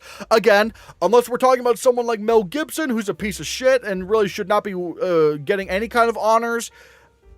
Outside of those circumstances, of problematic people, outside of those circumstances, other than that, it should just be about how good something was, regardless of any other factors. And I just don't really care about the Box Office Achievement Golden Globe because it's a stupid category that only exists to award movies that made money, and it's a stupid concept to begin with. I think they should drop the Box Office Achievement Award. I agree. It's just a really stupid category. And it's also very arbitrary because what do you mean let Avatar Fire and Ash gets to be nominated in that category before it gets a chance to be a big box office hit? And also with K-Pop Demon Hunters getting nominated, despite the fact that it was not released in theaters and they were measuring that based off of streaming viewer numbers. It's whatever that means. It's just a really stupid arbitrary category that only serves to be best popular movie, I think. Aren't you Gen Z though? I am, which is why I'm very baffled as to why Gen Z. But a lot of the people that I'm seeing that hate The Dark Knight nowadays are Gen Zers like me, which I really don't understand because The Dark Knight's a masterpiece. I do not get it.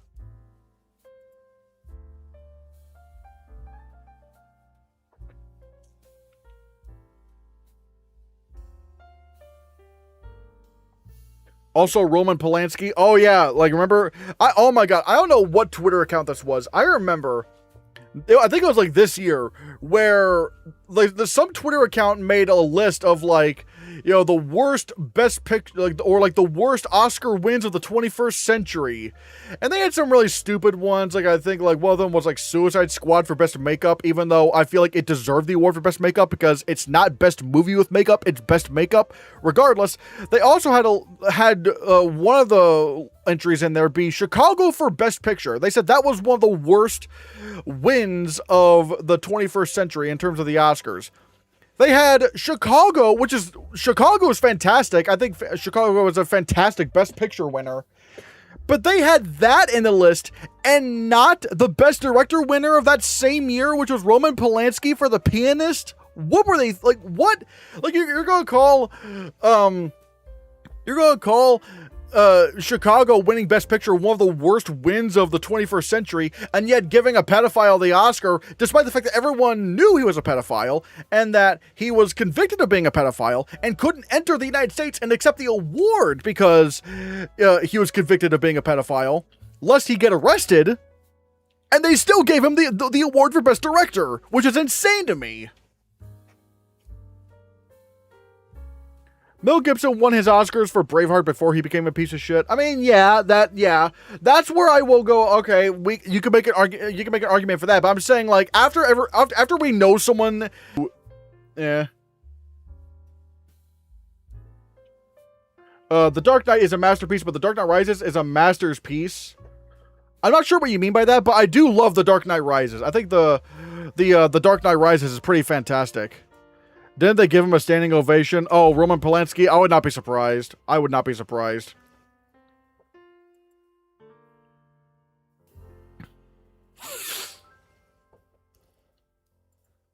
Oh, the standing ovation that Polanski got when he won was disgusting. Yeah, that was weird. Yo, Love and All, thank you so much for the super chat. Everybody, if you're a channel member, send some blue Hannahcast heart emojis towards Love and All. Hold on, let me change the goal. And we're actually only one away from reaching the super chat goal. Can we reach the membership goal? But still, thanks, Love and All. Thanks, Love and All. How would you rank the Pete Docter's 4 Pixar movies? Okay, so he directed Monsters, Inc., Up, Inside Out, and then Soul. So from least best to best, because I think all of his movies are 10 out of 10s, I would do Inside Out, Up, Soul, Monsters, Inc. But they are all 10 out of 10s. It's like, if you rank them differently, I'm not going to blame you because they're all masterpieces, so I can't really get mad. Polanski wasn't there when he won the Oscar? No, he could not. He could not enter. Because again, if he entered the United States, he was convicted of being a pedophile, so he fled to France. I think he fled to France, and he stayed, and he's still there to this day, because if he enters the United States, he will be arrested because of his conviction, which is really gross. It's just so not only is he a pedophile, but he's also a coward. Like, oh my god.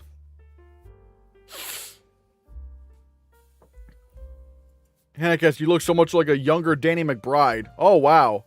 I never really thought of that. What's your most and least favorite Oscar win of all time? Well, I'm not gonna lie. Roman Polanski winning is up there. For like being one of the worst. So I probably like that. Again, I just. But still, yeah. But what was it? But best, my favorite Oscar win, that's really tough. I'm not exactly sure. I mean, I do really like Jurassic Park winning Best Visual Effects, but, so it's like, yeah, I thought that was really deserving. Obviously, Christopher Nolan winning Best Director, that was fantastic. So it's really hard for me to say. It's really hard for me to say.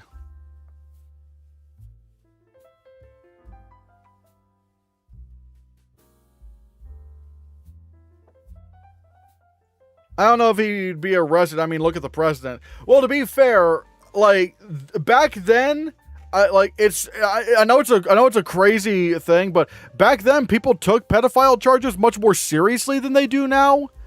And not only that, but it's one thing to try to arrest, it's one thing to try to arrest a random director, and it's another to arrest the president of the United States. Granted, he should be arrested, but also I think that there's another difference is that technically Trump hasn't been convicted of being a pedophile. He's not been convicted of being a pedophile, even though, we know. Whereas, Roman Polanski was convicted. So it's like, I know it's semantics, but there are legal things that kind of make one thing different from the other, even though, again, with Trump, it's like, we know. Everyone knows now.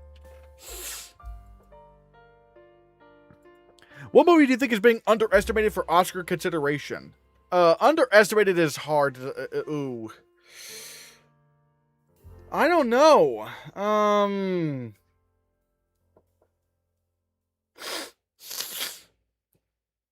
So I'm not really sure. Yeah, so I'm not really sure. I'm not sure. Sorry. Like it's just really hard to think about. It's like, what is like an underestimated Oscar film? This year, I don't know. I guess I could maybe say Toy Story 5 in that I think it's winning Best Animated Feature. I would guess Being Human is underestimated. Maybe. I don't know about my favorite win, but my favorite nod is Logan for adapted screenplay. Yeah, Logan getting nominated for adapted screenplay was crazy. I loved that. It would have been my vote to win, actually.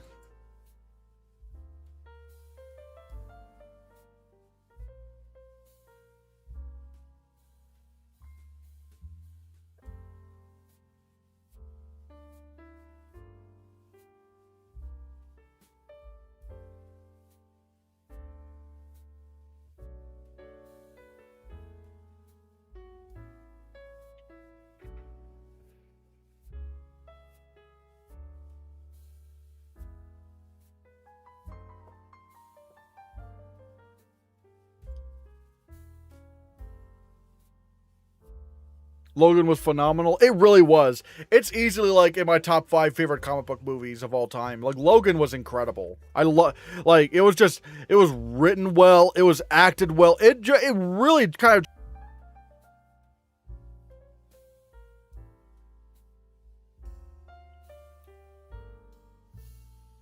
The most underrated recent film I've seen is Megalopolis. Oh, man. Yeah, I can't agree there. I cannot agree.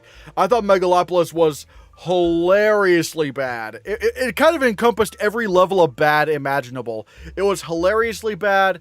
It was so bad that it was boring. It was frustratingly bad. Like, oh my god. What was the most underrated recent film you've seen so far? The most underrated? I'm not gonna lie. I think Joker Folie à Deux might be up there, because it's not as good as the first film, but I'm just like, why do people hate this movie so much? I probably do I dare say Joker Folie à Deux?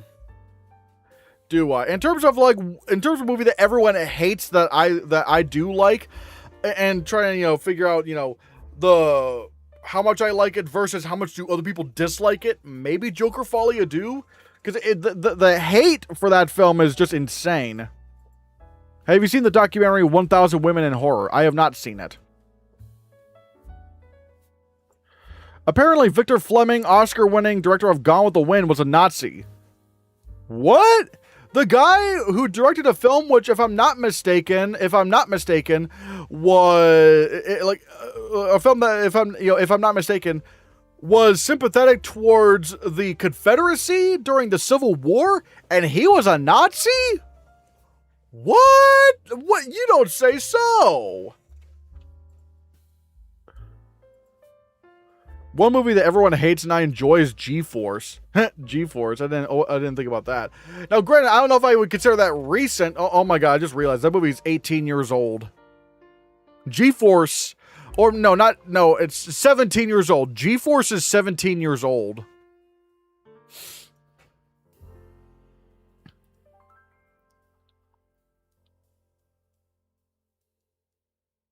Fork found in kitchen? Yeah, that insane, right?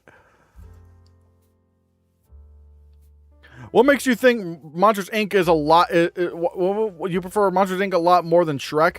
I think it has better writing. It has better characters. It has a more interesting concept, or at the very least, okay. Well, I think the concept of Shrek is interesting, but they don't really do anything with it.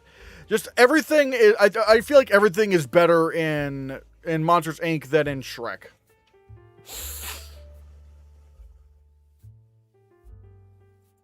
Hasn't Gone with the Wind been considered racist since its release? Again, I feel like being sympathetic towards the Confederacy should probably be racist enough, no? Like, I would assume it's been considered racist.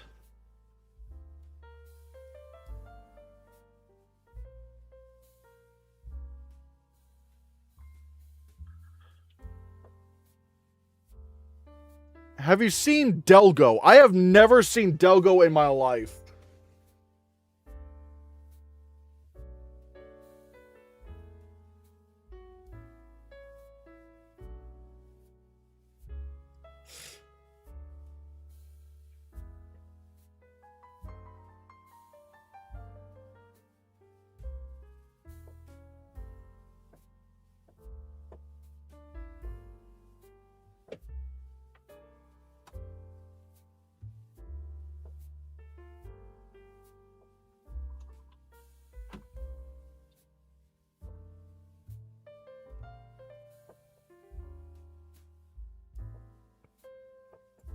Kind of funny that originally Gone with the Wind was to be helmed by a gay director, George Cukor, but the producer swapped for the Nazi last minute.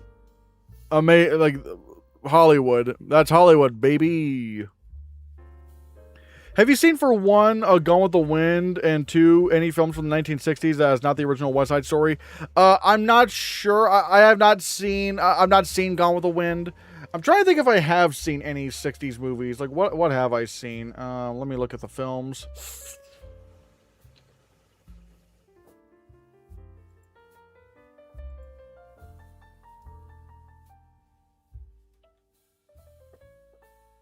Okay, I've seen a few 60s movies. Let me just show you. Yeah. I've seen Psycho, which I really love. I think Psycho is fantastic. West Side Story, I like, but I don't love as much as I did. I feel like the Steven Spielberg one is just kind of way better. Mary Poppins, I do like Mary Poppins. I don't love it, but still. I'm not gonna lie, Batman the movie from the 1960s, I really hate that movie. I think it's really stupid. Manos, The Hands of Fate, it's awful. You know why it's awful. The Jungle Book, I'm not gonna lie, I didn't really care about the original Jungle Book. And then 2001: A Space Odyssey, I think is just incredible. Like one of the best sci-fi films ever made, in my opinion.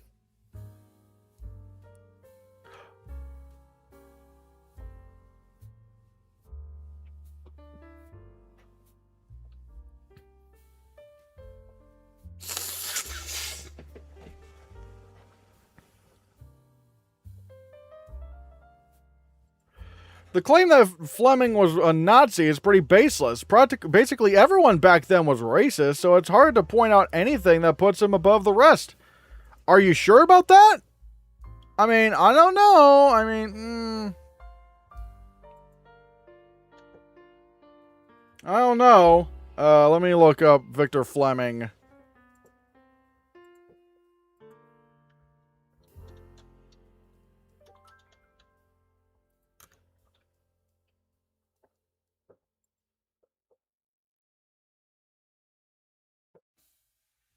Let's see.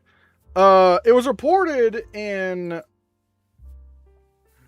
James Curtis's book, Spencer Tracy, a biography, that Anne Revere once said Fleming was violently pro-Nazi and strongly opposed to the United States entering World War II. According to the Fleming biography, Victor Fleming, an American movie master, by author Michael Sragow, Fleming had once mocked the UK at the outset of World War II by taking a bet as to how long the country could withstand an attack by Germany.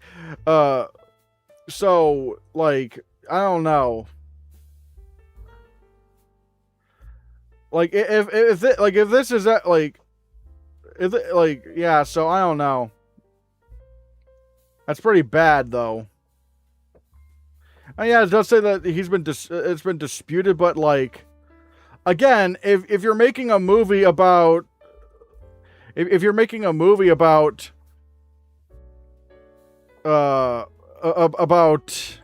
you know, what was it, the Civil War, and it's kind of in like that. If you're making a movie about the Civil War and it's on the side of the Confederacy, like, I don't really know how it's like how it's too shocking that he potentially was a Nazi. Like, I don't know. Again, that's pretty bad. That's pretty bad. Anyways.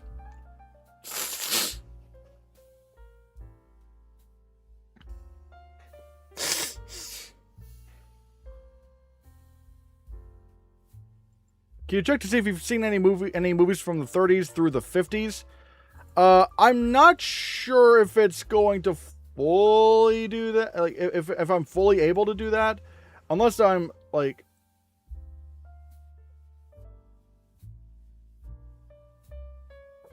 yeah, I don't know if it's gonna let me go through just like that span of time, but I can show some movies I've seen. that were around those times. Okay, there was, from the 50s, I have seen 3 movies, it seems.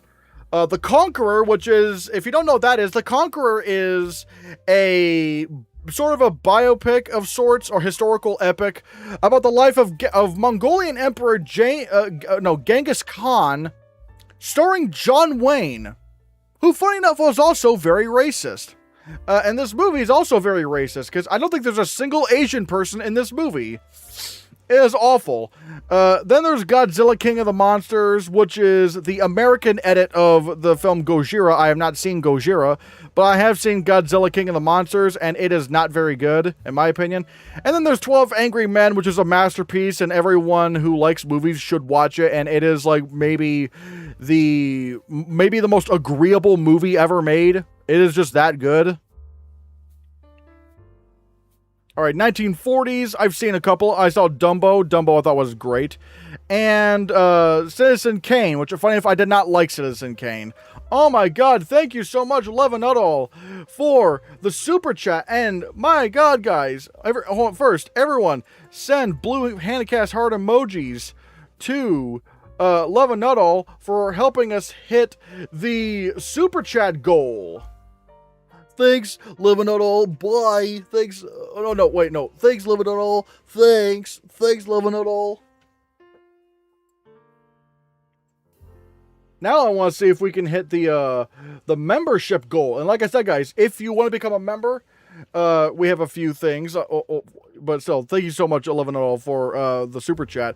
If you want to become a member, it's $2 a month. You get like special emojis, members only videos, your name included at the end of my videos, members only live chats, members only Discord server access, or early access to new videos. You can either become a member yourself or gift memberships. It's set, unlike Twitch, you can't gift it to a specific person. It'll have to be random, but still, if you want to gift memberships, that's very welcome as well. So please consider becoming a member. It really helps the channel out a lot. And you get fun stuff. Anyways. So yeah. Mr. Hannahcast, can I recommend you to a trailer for a movie called Argo Man the Amazing Superman? I've never heard of that. I probably won't be able to watch it on stream, but I'll try to keep that in mind. I didn't like 12 Angry Men. That just didn't work for me. You're probably the only person I've ever seen that doesn't like 12 Angry Men. Like, most people love 12 Angry Men. Oh my god. Movie guy with the 5 gifted memberships. Thanks, movie guy. Thanks, movie guy. Everybody, give movie guy some blue Hannahcast heart emojis. My god. Let's see.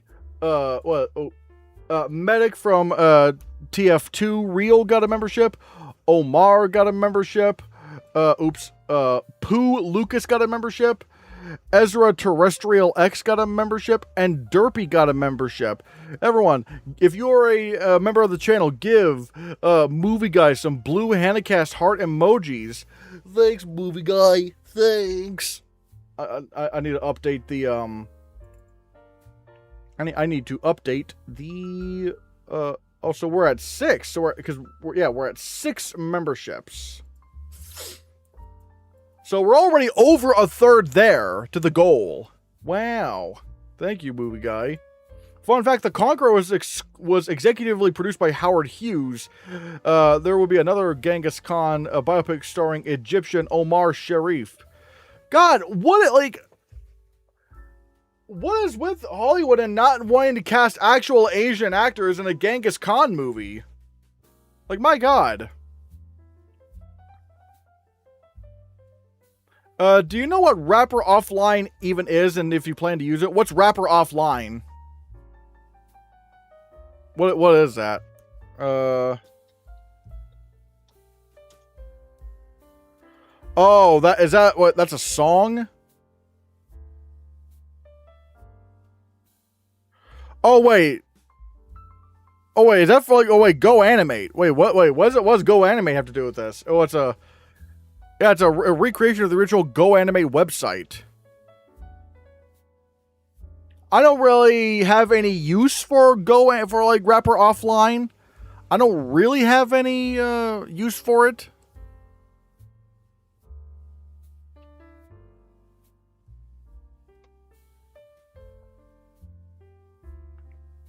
It's what people used to get the LVM back.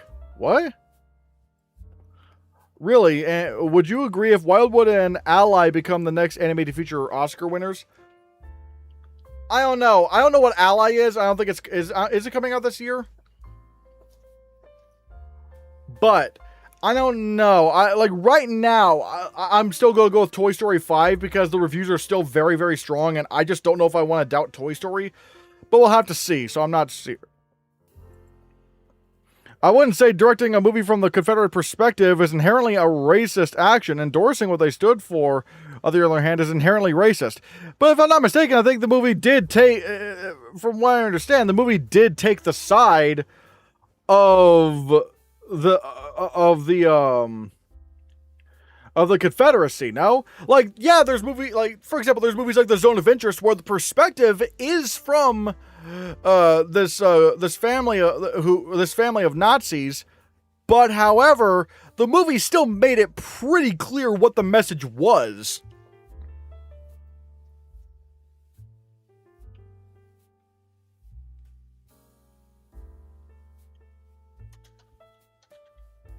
So it's like, I don't know, like,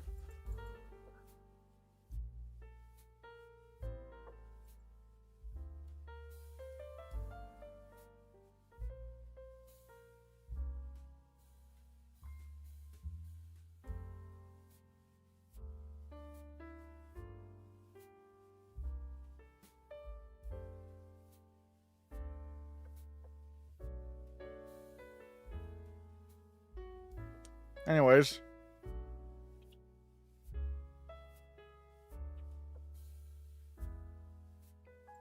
It was the 30s and an adaptation of a book. At least Hattie McDaniel won her Oscar for it. I don't know, but again, it says that the film was criticized for having perpetuated Civil War myths and black stereotypes. David Reynolds wrote that the white women were elegant, their menfolk are noble, or at least dashing, and in the background, black slaves are mostly dutiful and content, clearly incapable of an independent existence. Reynolds likened Gone with the Wind to Birth of the Nation and other reimaginings of the South made during the era of segregation, in which white Southerners are portrayed as defending traditional values, and the issue of slavery is largely ignored. The film has been described as regression that promotes both the myth that of the black rapist and the honorable and defensive role of the Ku Klux Klan during Reconstruction, and as a social propaganda film offering a white supremacist view of the past. So, like, I mean, yeah, you could say that Hattie McDaniel won an Oscar for it, but clearly people do have an issue with how different groups of people are portrayed in that movie. So it's like,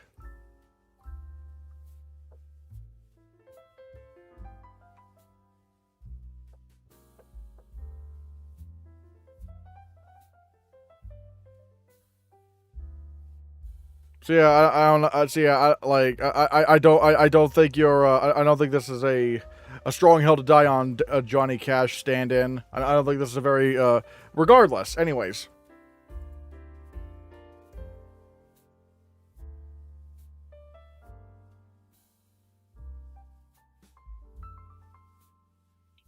But anyways, let's see. Where do we turn the conversation from here? Where do we turn the conversation from here?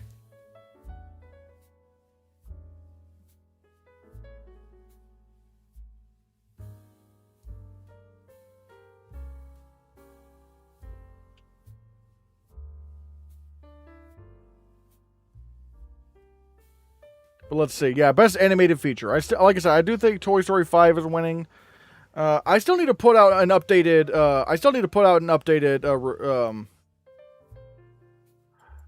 An updated predictions video. What movie will get the most Oscar nominations? Hard to say. I'm not like. What do I have as getting the most Oscar nominations? Right now, I have The Odyssey. But then again, if I have it getting 12 nominations, I fuck it. I'm just like,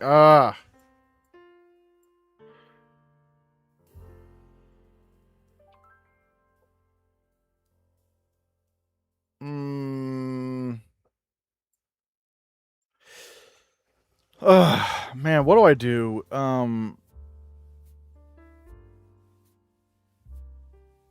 Maybe I take Fjord out of director? I don't know. Okay, this is tough. This is really tough.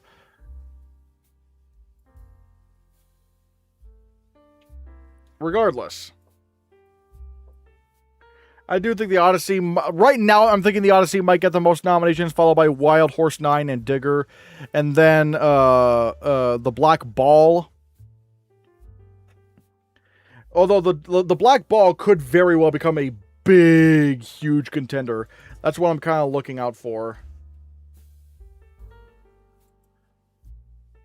I'm so tired of the it was a different time excuse. You could actively choose to not be a piece of manure at any point in time. True. Just look at John Brown. Like, I think his name was John Brown. He was a man during the Civil War times where he absolutely hated the treatment of black people and actively beat the ever-loving shit out of slave owners, if I'm not mistaken. So, like, you could be a good person back then.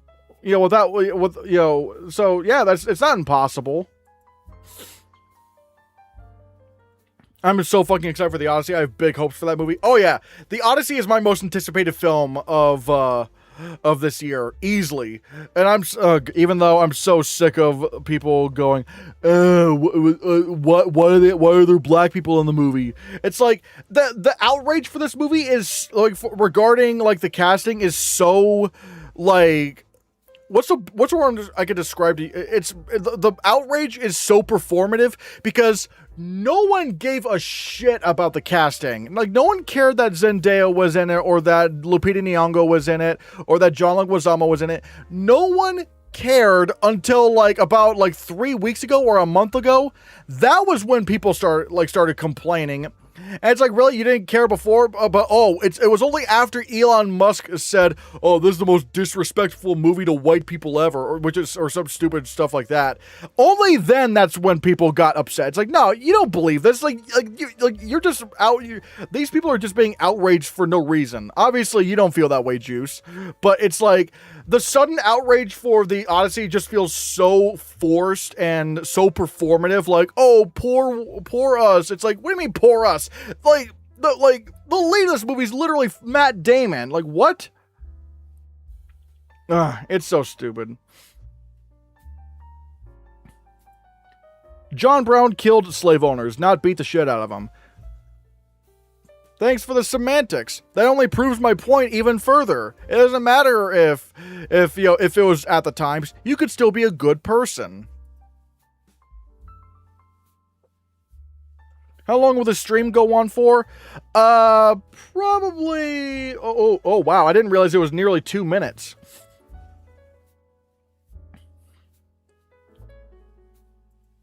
I want even more actors of color to make these people even angrier. Exactly. It's just...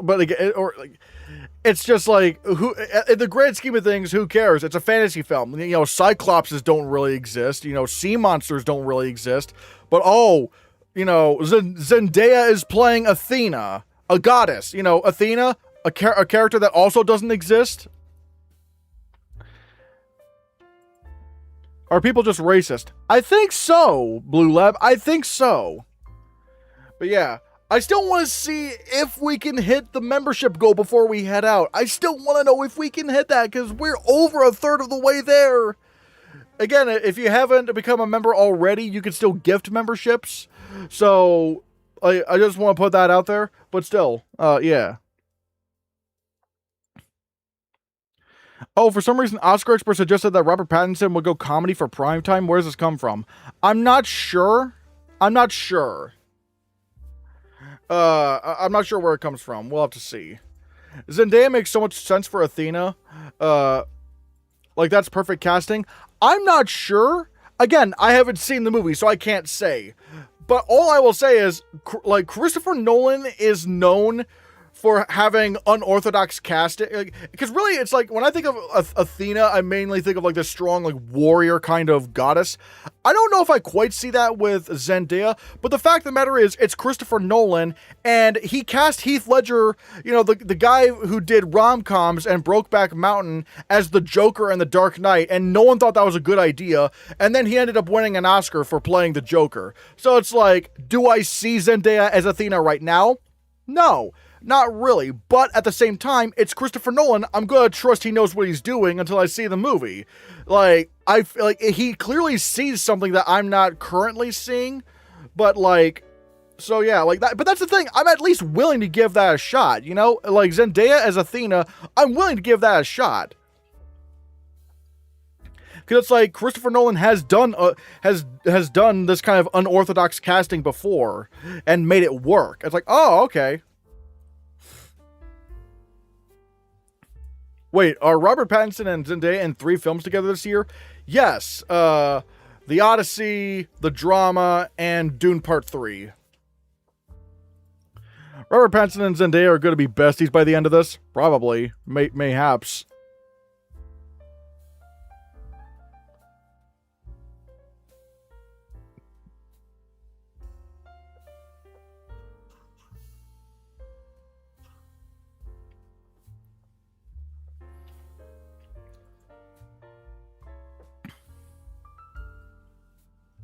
I love all the clips of Robert Pattinson trying not to laugh shooting Twilight. I haven't seen that. I really like The Drama. Did you see The Drama? I have not seen The Drama. I have not seen that yet. Do you think a Disclosure Day could be this year's F1 getting PGA and Best Picture? Here's the problem. Audiences do not like Disclosure Day.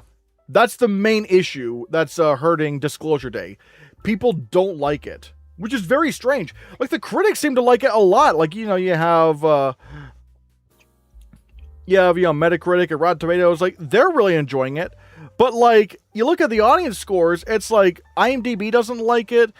Audiences on Rotten Tomatoes don't really seem to care for it that much. And, like, even a B on Cinema Score is not that good in the grand scheme of things.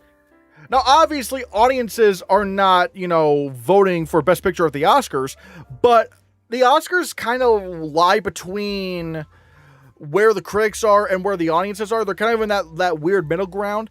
And for something like F1 to get in the Best Picture, it needs to have a very strong audience reception, because that's kind of the vibe of a movie like that would be to get into Best Picture. But the problem is that Disclosure Day, it's like, audiences just don't, like, it just doesn't, like, it just doesn't really seem to have very strong reactions. What movie is likely to be this year's F1? I don't think anything is going to be this year's F1, because F1 is one of the most unexplainable Best Picture nominees in quite a while. Like, I genuinely don't know how it did that. The fact that it got no above-the-line nominations anywhere in any precursors is so strange. Like, not even Writers Guild for Original Screenplay. Like, even some movies, like, you know, like Nightmare Alley, that did get a SAG nomination for Cate Blanchett in Supporting Actress, and it did get an Adapted Screenplay nomination at the Writers Guild Awards, you know, and obviously got like a director nomination and a bunch of other nominations over at the Critics' Choice Awards. So it's really hard to say. Wait. Audiences did not like Green Book or Emilia Perez. Emilia Perez is strange because, like, that's a film that is going to appeal more to the industry and whatnot. So it's like, that's a little bit harder to say. But Green Book? Oh, I don't know. Take a look at how audiences felt about Green Book.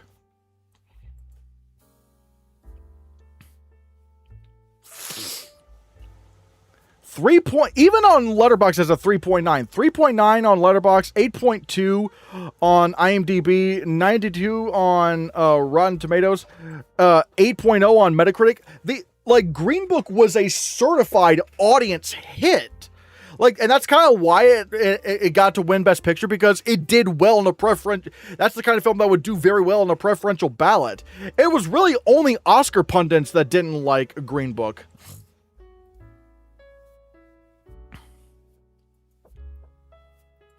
What'd you think of Green Book?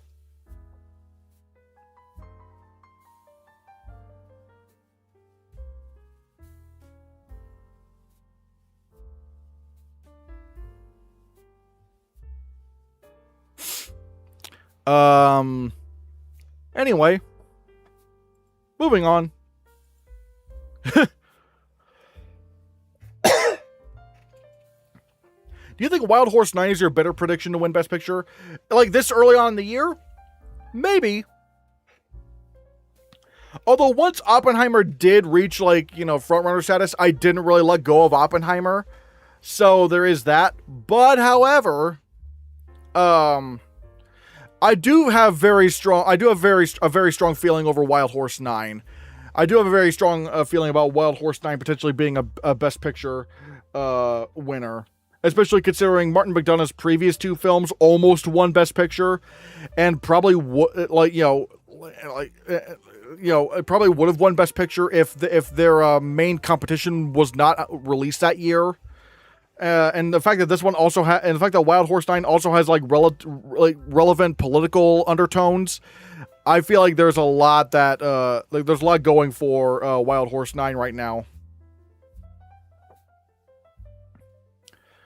I was okay with Green Book winning. I kind of was too. I don't really mind Green Book winning Best Picture.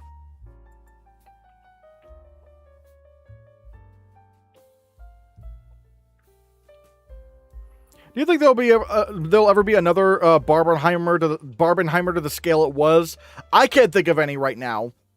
Probably not. The Barbenheimer thing was so crazy, and the fact that it lasted all the way to the Academy Awards was also cool.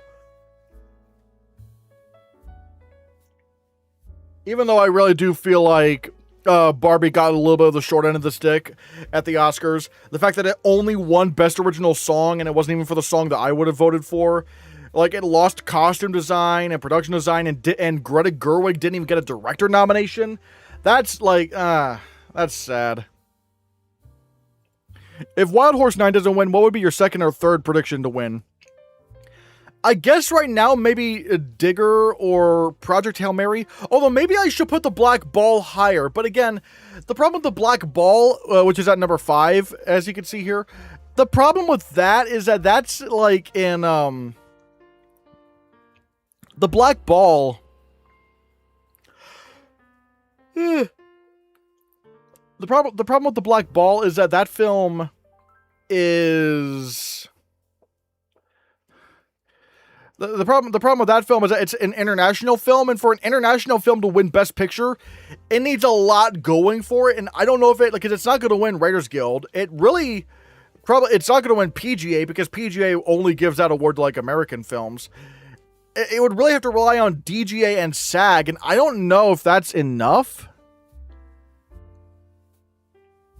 I will say it felt so weird that Mahershala Ali won his second Oscar in the same category so soon.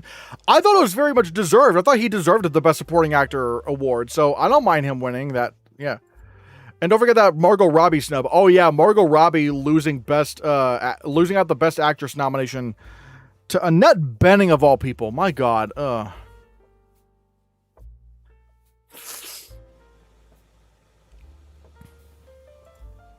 The fact that there was literally a world shortage of pink paint because of the Barbie movie. The fact that the set design was snubbed is mind-boggling to me. It did get nominated. It did get nominated for Best Production Design. It just lost to Poor Things, which, I mean, I don't mind Poor Things winning, but I don't know. I feel like Barbie just kind of stuck out to be more. But yeah, the Margot Robbie snub was surprising, especially since she got nominated everywhere. Everywhere she got nominated. Golden Globe, Critics' Choice, SAG, and even the BAFTA. I did not think she was going to get the BAFTA nom. I did not think she was going to get the BAFTA nomination.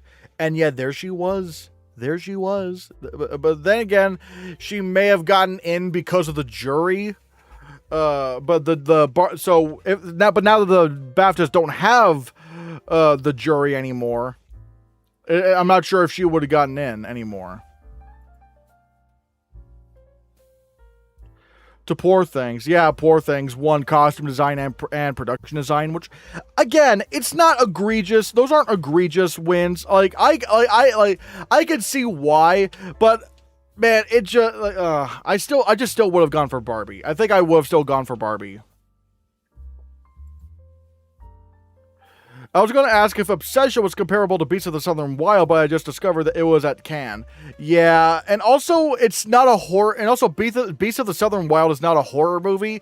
Like, it's just kind of like an indie film that was like that's an indie film that was just like, you know,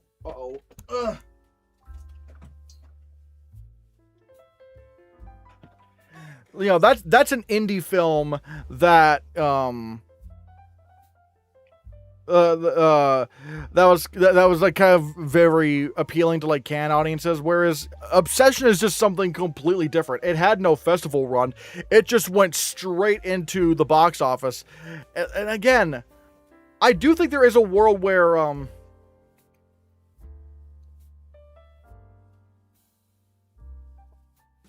I don't know. The snubs are the amazing reason why I don't watch the Oscars. The last time I watched the Oscars, The Revenant won, and I was like, oh yeah, about time you made the right call. And now Leo is a piece of shite. Oh, what? Huh? I mean, like, it's kind of hard to say because, like, well, actually, The Revenant won, I think, only 2 Oscars, if I'm not mistaken. Best Cinematography and Best Actor, Leonardo DiCaprio. But it didn't win Best Picture.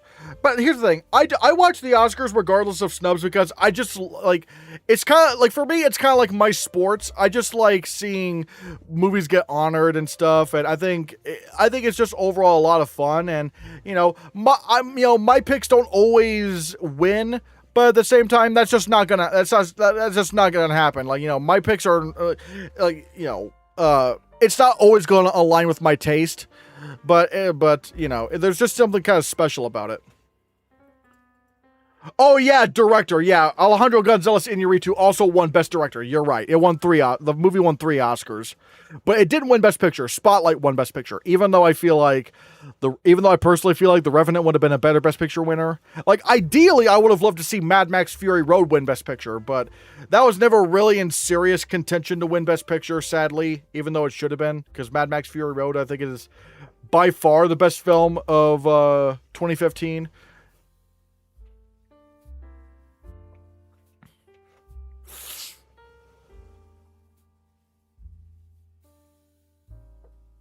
But yeah, guys, like I said, can we hit at least 10 memberships today? We're probably not going to be able to hit 15, but maybe we can hit 10? 10 at least? Maybe?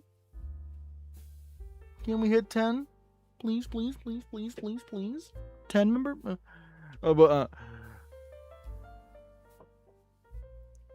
Let's see. I think Digger is winning 6 awards, honestly. 6? Huh. I'm not sure. I mean, it's kind of hard to say. Obviously, it's really hard to say. What do I have it winning right now?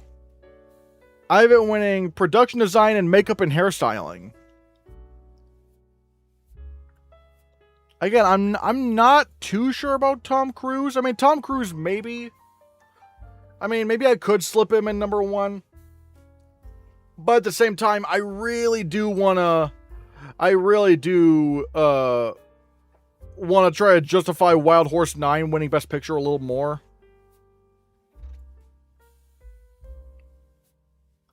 I hope we can see the Digger trailer soon. I hope so too. Back to Margot Robbie at BAFTA, she still maybe could have gotten in, and that probably would have meant that Lily Gladstone wouldn't get snubbed and probably have a higher chance of winning the Oscar. I think ultimately at the end of the day, obviously, yeah, Lily Gladstone getting snubbed at BAFTA was not good for them.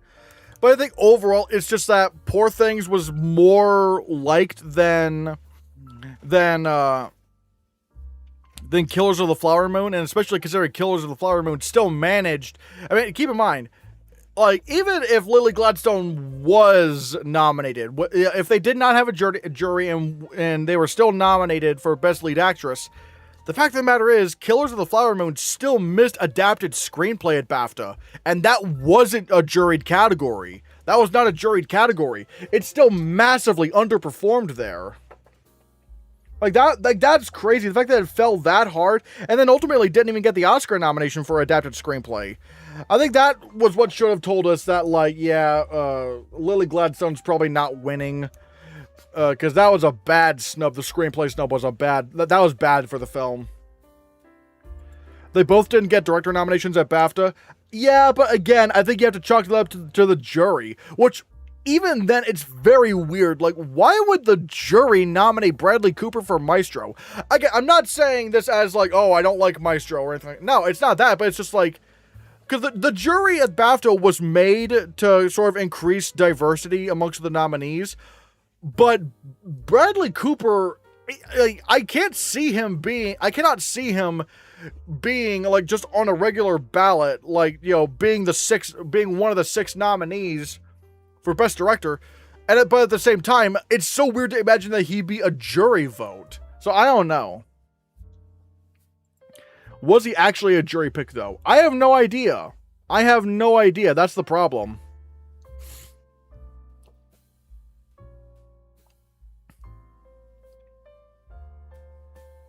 Obsession is comparable to 8th Grade, which got no Oscar nominations.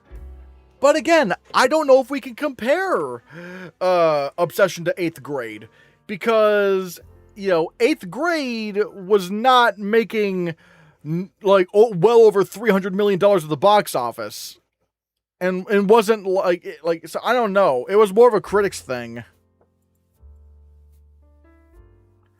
Obsession is comparable to Get Out, maybe. But again, even Get Out had some recognizable names attached to it.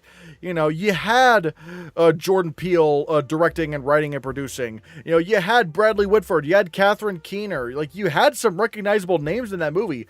Obsession, to anyone watching, this is like the one reason why I'm not sure.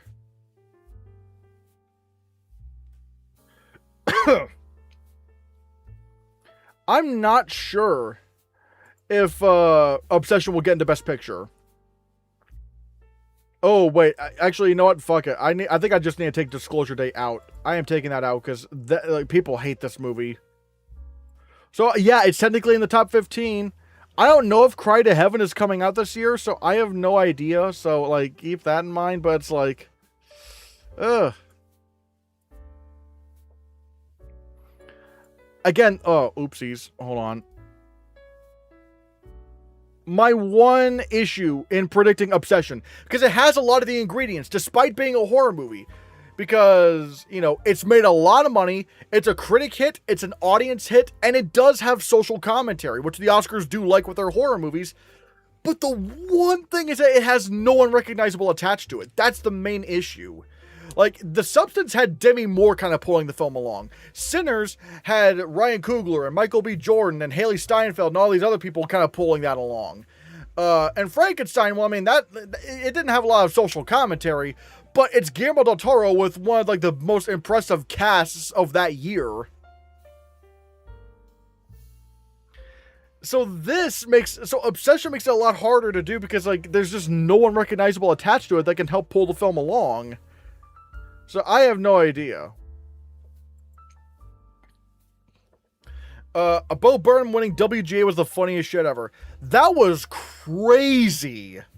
That was crazy. The fact that Bo Burnham for 8th Grade won the Writers Guild Award for Best Original Screenplay, and yet was not nominated for the Oscar, that was just bizarre. Like, what? Yeah, even Coda had Oscar winner Marlee Matlin in its cast. True, yeah, that had an Oscar winner attached to it. Obsession is just so hard to predict because no one knows anything about these guys. No one. And I don't really think a lot of Oscar voters were watching Superman and Lois to see Indy Neverati. Bo Burnham, the Viner? I don't know him from Vine. All I know is that he was on YouTube and he started making movies. He started making movies and he started starring in movies.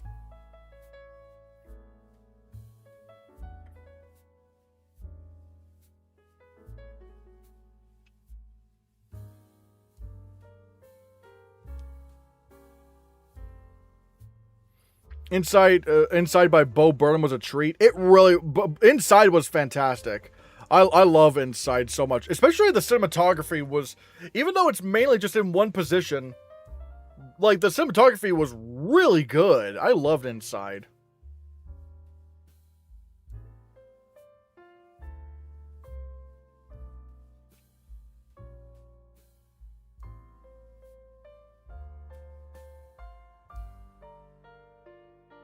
Do you think that that was the one reason why it was just an accident, was not in Best Picture, was that no one knew who the director or cast was? But at the same time, you still had Ryusuke Hamaguchi's Drive My Car. No one knew who those people were. So it's like, I think ultimately when it came to, it was just an accident. I think the reason why that didn't get into Best Picture is that Neon just acquired too many movies and couldn't campaign all of them. I think that was the main issue with that.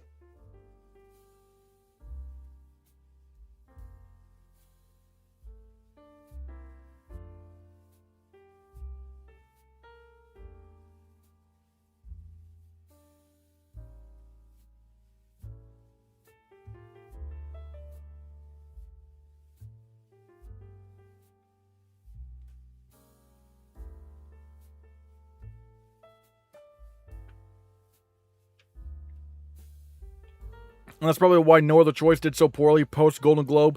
Yeah. That, man, I was so upset over that because, like, the best animated feature of the best international feature of the year, No Other Choice, didn't even get nominated for the Oscar. Like, what was that? What in the world was that? What's the movie Inside? It's kind of like a comedy special that Bo Burnham did during the pandemic. It was really great. It was really fun, and he did most of everything himself. And I think he was nominated for a lot of Emmys for that. And I think he won like a couple at least.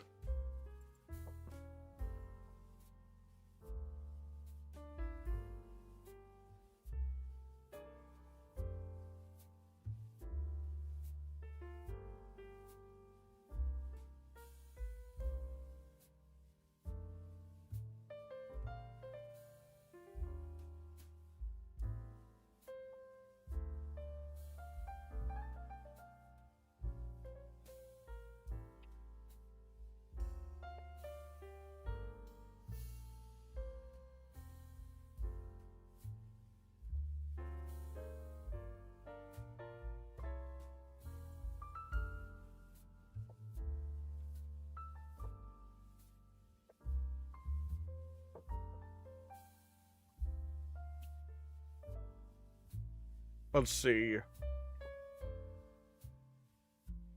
Have you seen Masters of the Universe? No, I have not yet. To me, it looks fun but messy.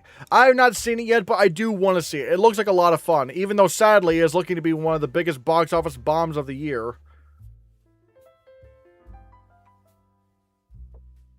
I find it funny that the Oscars deliberately snubbed DiCaprio in the screenplay of Titanic for it not to break the nomination record, but then it just couldn't care about La La Land and Sinners.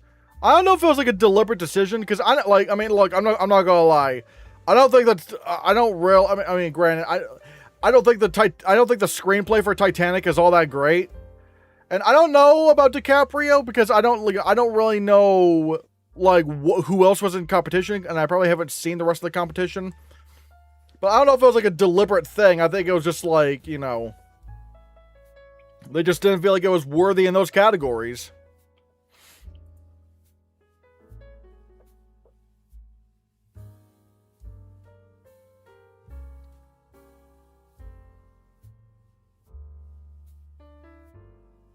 I don't get the hype over Titanic. I mean, I do. I can see that because it is it is undeniably a really impressive spectacle of a film. Like, the production value of that is insane, and there are some really good parts of that movie, but for me it's a little bit too corny in some parts and a little bit too like unserious for me to really enjoy it. But again, I could see why like, I can see the hype. I don't agree with it that much. In some regards, and for the crafts, I do agree with the hype. But you know, it's one of those things where it's like, you know, I can see why. Like, it kind of has everything for everybody, really. Do you feel that Titanic is a bit too long? I'm not sure if it was the length I was really feeling. I don't think it was. I don't even really think it was the length. I think it was just like, again, the dialogue I feel like should have taken itself a little bit more seriously. But then again, I haven't seen the movie in a good number of years. Maybe I need to rewatch it and see.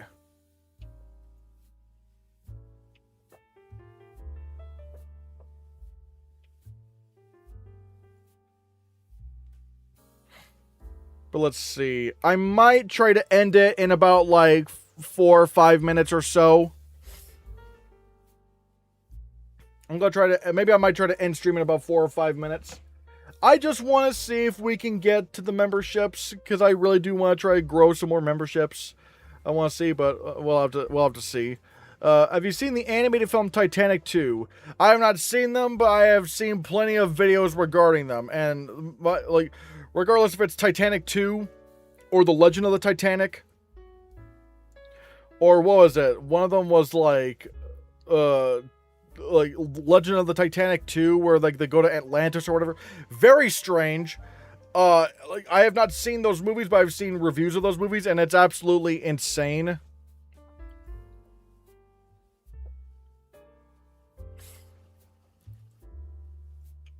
Mainline Productions says, I haven't seen every single Best Picture nominee, but in my opinion, Best Picture Sound of Music was the worst of its lineup. Regarding around Dr. Zhivago, Darling, Ship of Fools, and 1,000 Clowns. Oh, really? Huh. Titanic 2 starring SpongeBob and Sandy. Titanic is going to be celebrating its 30th anniversary next year. I wouldn't be surprised if it releases next year because of its anniversary. It's going to, and it's going to make a lot of money. Do not be surprised over that. Do not be surprised. Titanic 666, more like Titanic 67. Well, like I said, can we get at least one more membership? Can we get at least one more membership before we head out? Whether it's someone's becoming a member on their own or gifting a membership. Can we at least get one? Please. Please. But will the re-release push it above Avatar? Avatar is still to this day the highest grossing movie ever made. No, I don't think that's happening. Caillou tanks the Titanic. Yes, he would absolutely do that.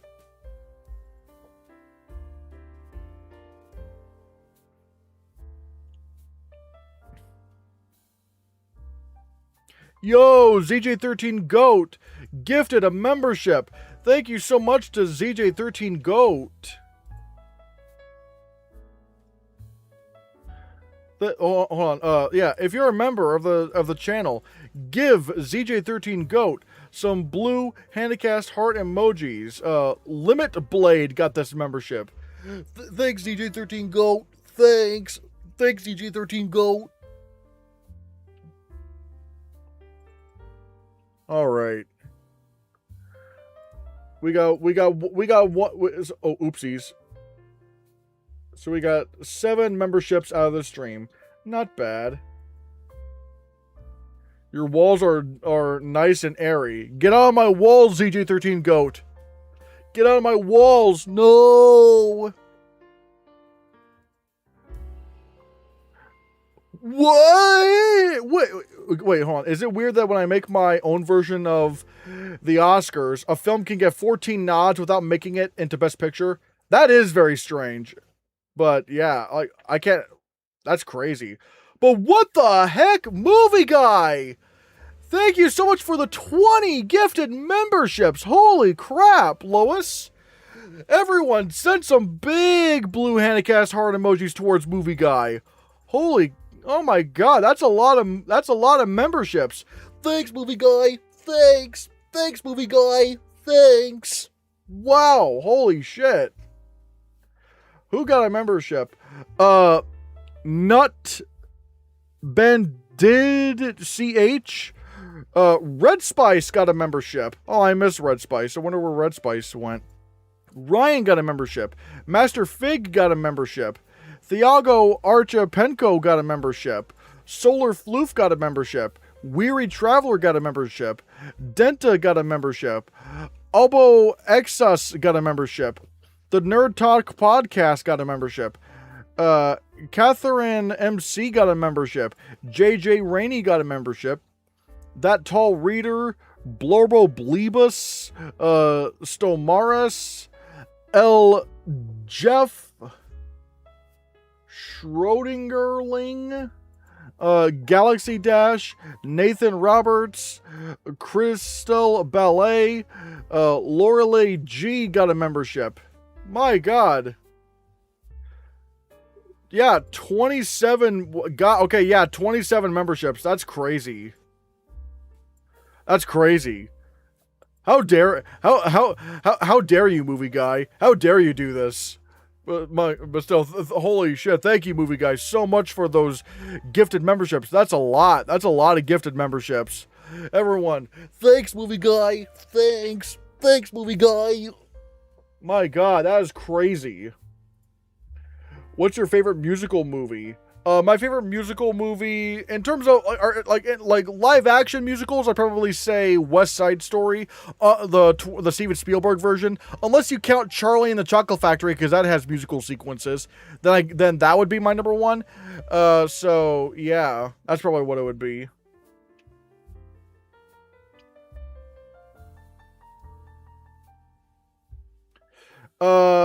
Best visual effects noms change after that Whalefall trailer.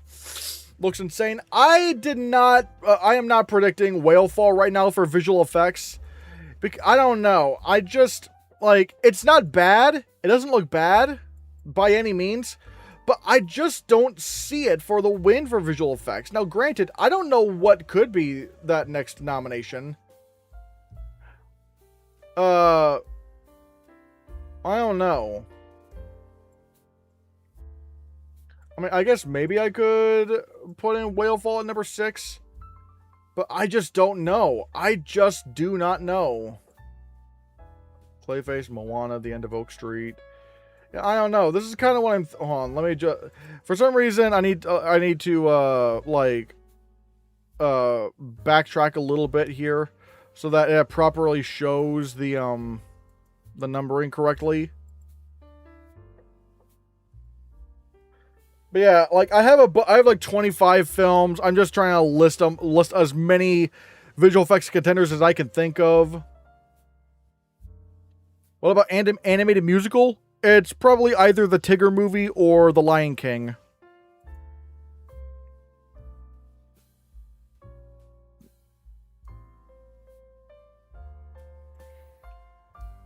Why Moana? Because it's a big visual effects film. I don't know if it's going to make the 10 film shortlist, which is why I don't have it in there. But, like, it's probably going to make the top 20 because it's a really big big visual effects set piece. And, you know, it has, like, a bunch of water. That's probably going to help. So, I don't know. I don't see both Spider-Man and Avengers getting in. I'm just doing this right now because I don't know what the alternative is, because I just don't know about Whalefall. I'm looking at the effects in Whalefall, and they're not bad, but it's like, is it best visual effects worthy? Especially if we consider the fact that we're in the whale's stomach throughout most of the movie.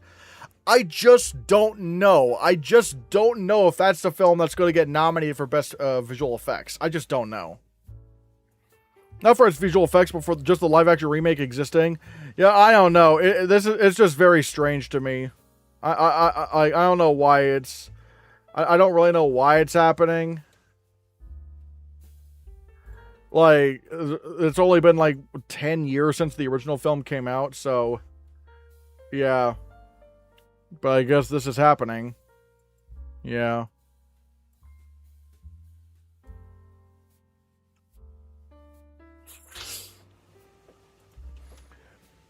Wait, bro, ain't no way Avengers is making it. If Infinity War couldn't make it in, then Doomsday is a complete joke for them.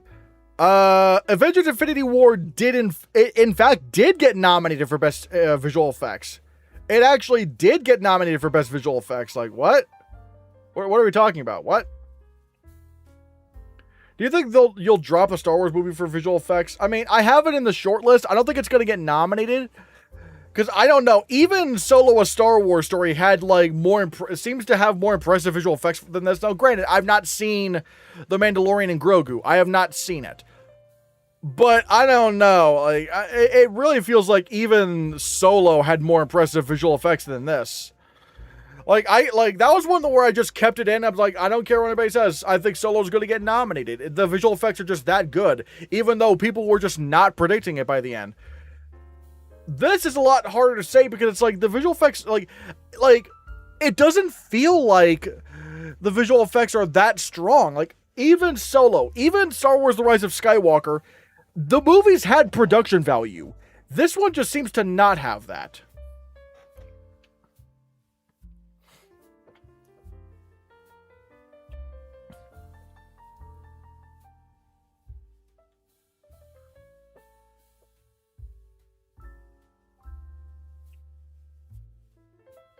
Moana has the chicken that looks exactly like the original, which missed the point because Toothless in the remake makes sense because dragons are mythical creatures, not chickens. Well, here's the problem. I don't think anyone's going to be satisfied regardless because people complained about the realism of the Lion King remake, and look what happened there. Now they're backtracking and having the chicken and Moana look weird because people are like, well, the Lion King looks too realistic. It's this is not a point. That's something where I will kind of blame the audiences a little bit because it's like, I don't feel like they really know what they want. I feel like going the realistic route was if you're going to remake the Lion King, they might as well look like real animals because what's the point of making it look live action? Even though it's not live action, it's a CG animated movie, but still. Like, what's the point of making it look live action if it's not going to look photoreal?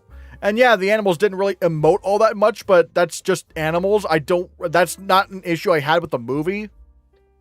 But still. The Rock's wig looks terrible in Moana. Yeah, he doesn't even really look like Maui. That's the issue. It's like, yeah, he was a good voice for the character, but like, he doesn't look like Maui. Like, I don't know. At least it's not Cats. Here's the thing. I will defend the effects in Cats to a certain degree because they were tasked with probably the dumbest thing imaginable, which is making humanoid CG cats. And I think the issue with the CGI in Cats, it's not even really the CGI because I feel like the CGI for the cats in Cats was about as good as you could ask for. The problem is that the idea was just never going to work, and it was just never going to work, no matter how good the effects actually are. So that's the main. I think it's just really an issue of like bad ideas rather than bad CGI, if that makes sense. I really like the Lion King remake because the photorealistic and is my favorite visuals. I did admire the Lion King remake more than most people. I did think it was really cool seeing everything look kind of real. Look, I will still say this. The Lion King should have won Best Visual Effects that year, not 1917. Look, 1917 was the best movie in that lineup, but it is not best movie with visual effects. It is best visual effects. And I just feel that, look, say what you about the Lion King, the fact that it was an entirely animated film made to look completely real was just technology-wise really impressive work. So I feel like I feel like the Lion King should have won Best Visual Effects that year. Because again, it's just really impressive just how real everything looked. I mean, so yeah. I liked Cats. I did not like Cats the movie. I don't want to get misconstrued. I don't like Cats the movie, but I will admire the visual effects because I feel like they were just given an impossible task. And, you know, I wouldn't nominate it for Best Visual Effects, but I do agree with how it got into the shortlist for Best Visual Effects, the top 10. It did get shortlisted for Best Visual Effects at the Oscars. And I do agree with the shortlist mention purely out of A for effort because it's like, that is an impossible task. I like, that's admirable. It's something interesting, but I wouldn't end up nominating it really. It'd be funny if a film version of Cats was like Johnny Depp's Wolf and Into the Woods. I feel like really Cats would only work as a movie if you made it animated, like actually like a cartoon animated film. Like, because I feel like that's where things would not look as weird and creepy, and it would come off as more cute and charming. I feel like that, like imagine a Cats movie with the same kind of, like, you know, animation style that like Spider-Verse has, or Ninja Turtles Mutant Mayhem. Just imagine a Cats movie like that. Like, that would be sick. I would love that. Cats would make such a good animated musical, right? That's what I'm saying. I feel like Cats, if you made it an animated movie, it would translate way better. It would be really cool.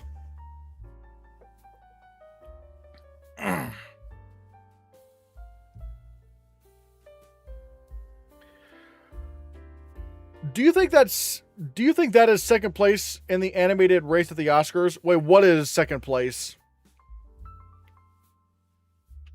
I'm not sure what that is.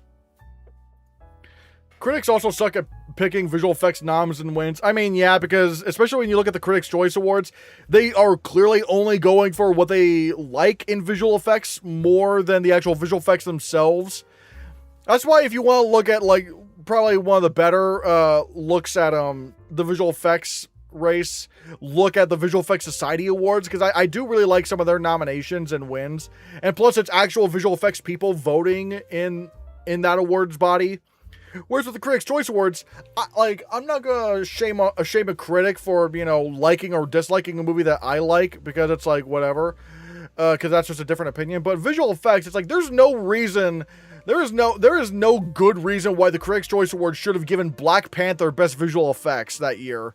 Like, the first Black Panther, yeah, it won Best Visual Effects. Why? That was the one thing critics criticized about the movie. Like, that was ridiculous. Yeah. Or giving Oppenheimer Best Visual Effects, which, look, I love Oppenheimer. I think it's a great movie. That nuke explosion was pretty pathetic, so, The Hannahcast Awards for Best Visual Effects, the most credible visual effects around, or the most credible visual effects award. Exactly.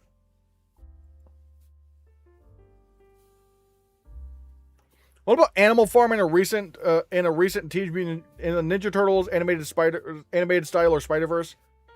I think ultimately Animal Farm, you can't make that for kids. It's not inappropriate for kids, but inherently you can't make Animal Farm and make it a kids movie and have it be this, for me, when it comes to Animal Farm, you can make it any way you want. You just gotta have it in a way that kind of serves that's a story where, like, it doesn't really matter too much what the animation style is, because it's kind of the writing that makes everything. Cats is something that, like, you really gotta nail the visuals of it, or it kind of falls apart, because even people have issues with the story for Cats. That's why I suggested if you just make the animation style kind of like Spider-Verse, where it's like very big, loud, and expressive, then that can make the movie work. Whereas with, Animal Farm, the animation style doesn't really matter as much as the writing. So, too many companies want to turn Animal Farm into Animal Friends. That's exactly what I'm saying, yes. Have you seen Phineas and Ferb Across the Second Dimension? Of course I have. That movie's fun. Dang, autocorrect. What I meant to say was, if Toy Story is going to win this year's animated film at the Oscars, what film do you have at second place to win the Oscar? Wildwood. I do think Wildwood's at number 2. It's just really hard to say whether that's going to win or if Toy Story's going to win. I don't know. I still feel conflicted about nominating Hundreds of Beavers or not for visual effects. I just wouldn't. Look, what made Hundreds of Beavers so fun with the effects isn't really the effects themselves. It's really the art direction. It's the art direction and the writing and all that kind of make everything kind of come together. But in terms of actual visual effects technology, it's not really all that innovative. It's like, it is bad effects, but it's bad effects that are funny. But that's not really... Basically, the strength of that is not really the effects. It's really just like the kind of the layout and the art direction of the film. That's what makes those really fun. But it's not like a legitimate visual effects achievement. Because it's like, it's just, the visual effects are literally a joke in the movie, Also, why Godzilla Minus Zero at number 11 for visual effects? Just curious. Because the only reason why Godzilla Minus One won the Oscar for Best Visual Effects, the only reason why it won was because, one, it was a very weak year for visual effects that year. 2023 was not a good year. There was not much competition at all. And two, they kind of fucked up the shortlist because they didn't shortlist Dungeons and Dragons: Honor Among Thieves, which was widely expected to get in. And with Godzilla Minus One, you know, once it got nominated, like, it was clearly the most acclaimed film in the category, and that's why it won. I know people will say, well, it's also the narrative. And sure, yeah, the narrative helps, but let's face it, the narrative wouldn't have really mattered if people didn't love the movie. Like, if people, like, let's face it, Godzilla Minus One would never have won the Oscar for Best Visual Effects if people didn't like it. It would not have had, if people hated that movie, it would never have won the Oscar, because most of the people voting are not visual effects people. If it was just the visual effects branch, hell, even if it was just the visual effects branch, it would not have won. It would have been the creator that would have won, and the creator should have won.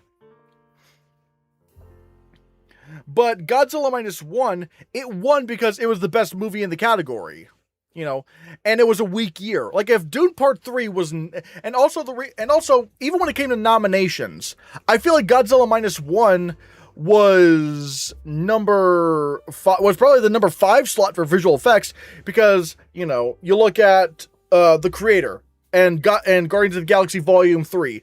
Those movies popped up everywhere. Critics' Choice, Critics' Choice, BAFTA, and the Visual Effects Society Awards. Those were clean sweep nominations. Then you had Napoleon, which is probably number 3. It got nominated at BAFTA, and it got supporting visual effects nomination over at VES. And then you have Mission Impossible: The Final Reckoning, which didn't get the main nomination over at VES, but it did get nominated at Critics' Choice and BAFTA, so it was probably number 4.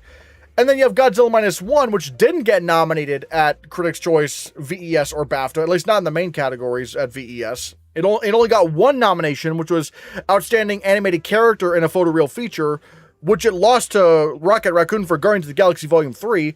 So it was very clear that Godzilla Minus One was number 5 for Best Animated Feature, for Best Visual Effects that year. And that was a very weak year for Best Visual Effects. This year is looking to be significantly stronger in every regard. I just do not think Godzilla Minus Zero is going to get nominated, because it's just not going to be as weak of a year. Like, Godzilla Minus One only won the Oscar because it managed to be number 5 in the nomination process. Because here's the thing. When it comes to the nomination process, the individual branches nominate the categories. Meaning the visual effects branch was who nominated the nominees for best visual effects. And then once it gets to final voting for the winners, everyone votes for that. All the Academy. So, for the visual effects branch, Godzilla Minus One was probably number 5 on the ballot for best visual effects, and it only managed to win the Oscar because most of the people voting for the winners, which is the entire Academy, don't know anything about visual effects. They're not experts in the field, and so they're kind of going off of what their favorite movie in the category is. So, because of that, Godzilla Minus One managed to win the Oscar because it was by far the most acclaimed film in the category. The stronger film theory really mattered in that race. How well received was The Creator? It got okay reviews, which is really sad because it really should have won the Oscar for Best Visual Effects. It absolutely deserved it. Does Backrooms have a shot for production design? Nam, or am I being too hopeful? I have not seen Backrooms, but I would still very much say it's probably not going to happen, because the nominees in that category are usually Best Picture films. And I'm not saying that ultimately means it can't get nominated. Like, you can still be nominated without Best Picture. You know, like, for example, look at, what was it? Like, Napoleon got nominated for production design, and that wasn't a Best Picture film. But the problem is that you're looking at a bunch of other films like Digger. I feel like that's going to get nominated.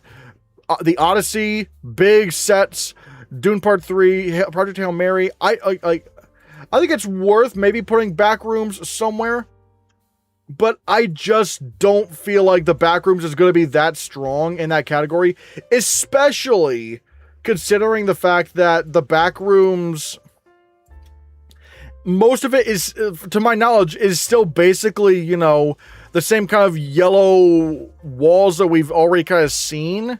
So it's going to be really hard for that to get into best production design, especially when we have a bunch of other really strong contenders. Some really strong contenders. Like, so, yeah, I don't know.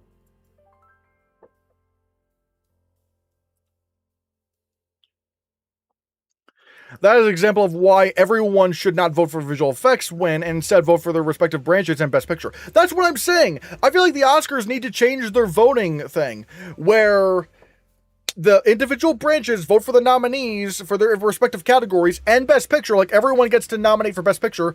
And then in the final winners, the individual branches choose the winners. And then everyone votes for best picture. But I genuinely don't see what's wrong with that, because you would get, like, you're only going to get more accurate results, because you're going to have the experts in their craft who know more about visual effects or makeup or cinematography or sound or stuff like that, voting for their craft in those categories, rather than some, like, because random actor number 6 is not going to know more about visual effects than the actual visual effects artists. So, yeah.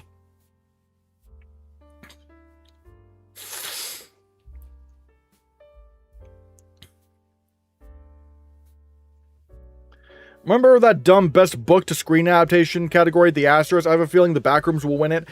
Here's the problem. I don't think Backrooms is based on a book. I mean, I know it originally came from like an internet creepypasta, but I don't think The Backrooms was ever a book. And plus, also, these are also based on like videos that Kane Parsons made. So it's an adaptation of two things that are not books.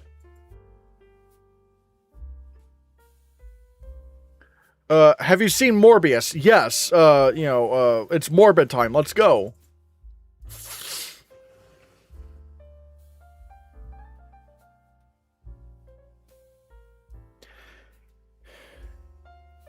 But yeah. I'll probably stop streaming. At, maybe 8 p.m. Eastern time, which is about less than 6 minutes from now, nearly 5 minutes, because I've been streaming for nearly 3 hours at this point. So, ooh, he was 20 years old. Exactly, he was 20 years old. He is now 21 years old.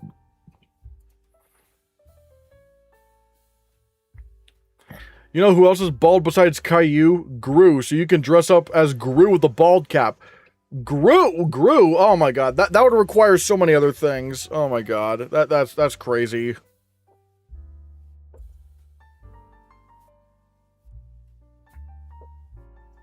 Do you think we're about to see the most underwhelming original song nominees line up in a while? I can't really say, because it really depends on what kind of comes out, because I don't know what all the contenders are gonna be. You know, I'm just not sure. I might be wrong, but I feel like Backrooms might be A24's best, big push for Best Picture, but I don't know. I don't think it's going to be. I don't really think so. Like, what does A24 have?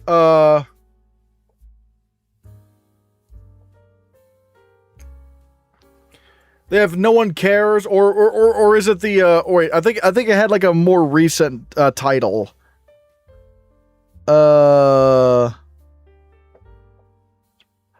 The something, but the Club Kid, that could be a thing. Primetime, Tony. Like, I don't know. I just don't think the Backrooms is gonna be like a big Best Picture thing. I just don't really think it's going to. You just need mutton chops. You can spray silver, and you're literally Jesse Gemstone. Who's Jesse Gemstone? What? The Debut. Thank you, movie guy. The Debut. Yeah, The Debut. I think that might be A24's biggest push, unless. Because keep in mind, the fall festivals are still coming up, and A24 could very easily, like, snag a film. Like, they could acquire a film from one of the fall festivals, and they've done it before. Like, they did that with The Brutalist. The Brutalist had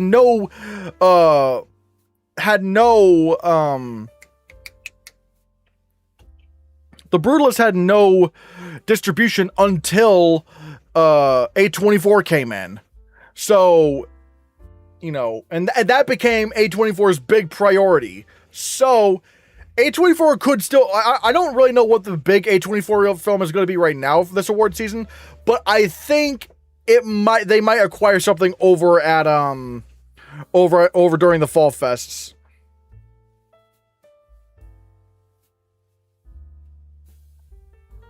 When will when will the debut even come out? I'm not sure. I think the something. I'm not sure.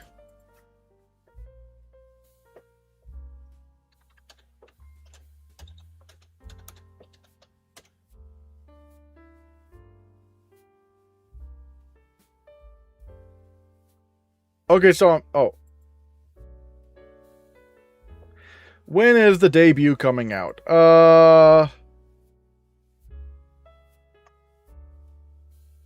Looks like it doesn't have a release date.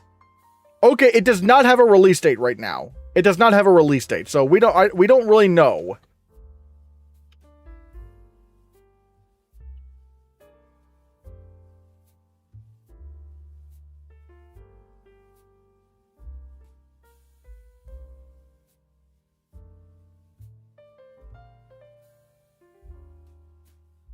Man, I hate Jesse Eisenberg. Why do I want to watch this film so much? What's with the Jesse Eisenberg hate? That's random.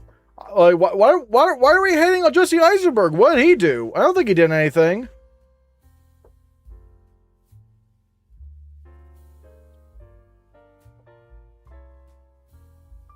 I think No One Cares was a better title. I can't really say because I obviously we have not seen the film yet, so I don't know.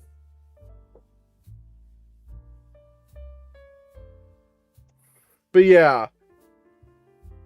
Let's see. Oh, okay, we got about maybe less than 2 minutes. Any final questions before we head out? Question: how'd you like it if they made a movie featuring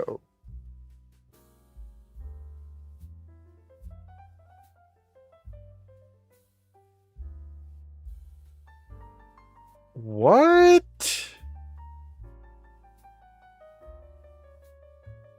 That's a very odd question.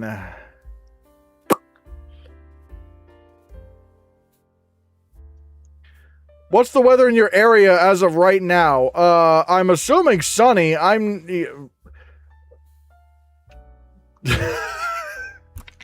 Oh god. Yeah. Yeah. Dub stream Hannahcast. Thank you, Juice. Thank you so much. I hope we can see you more during more of you, because having you here has been a lot of fun.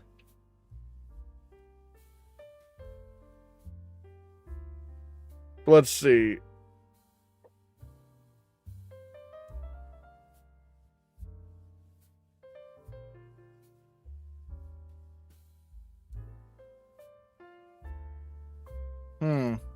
Oh, besides Wild Horse 9, which has been your default answer.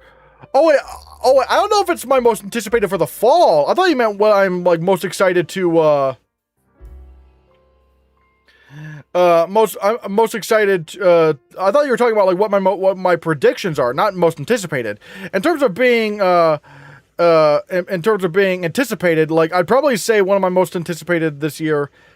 I mean, okay, Dune Part 3 is coming out in the winter, so I don't know if that counts. So it's kind of hard, but obviously Clayface. Clayface might be my most anticipated because I'm excited to see a Clayface horror movie.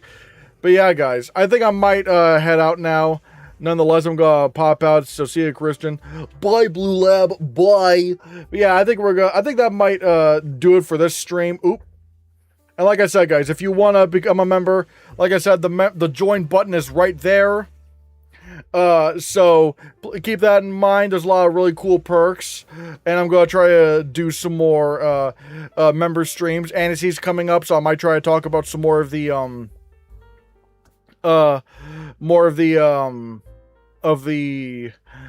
animated feature contenders that pop up there. But yeah, guys, thank you so much for watching, and be sure you hit that subscribe button. All right, bye everyone. Bye. Become a member. Bye.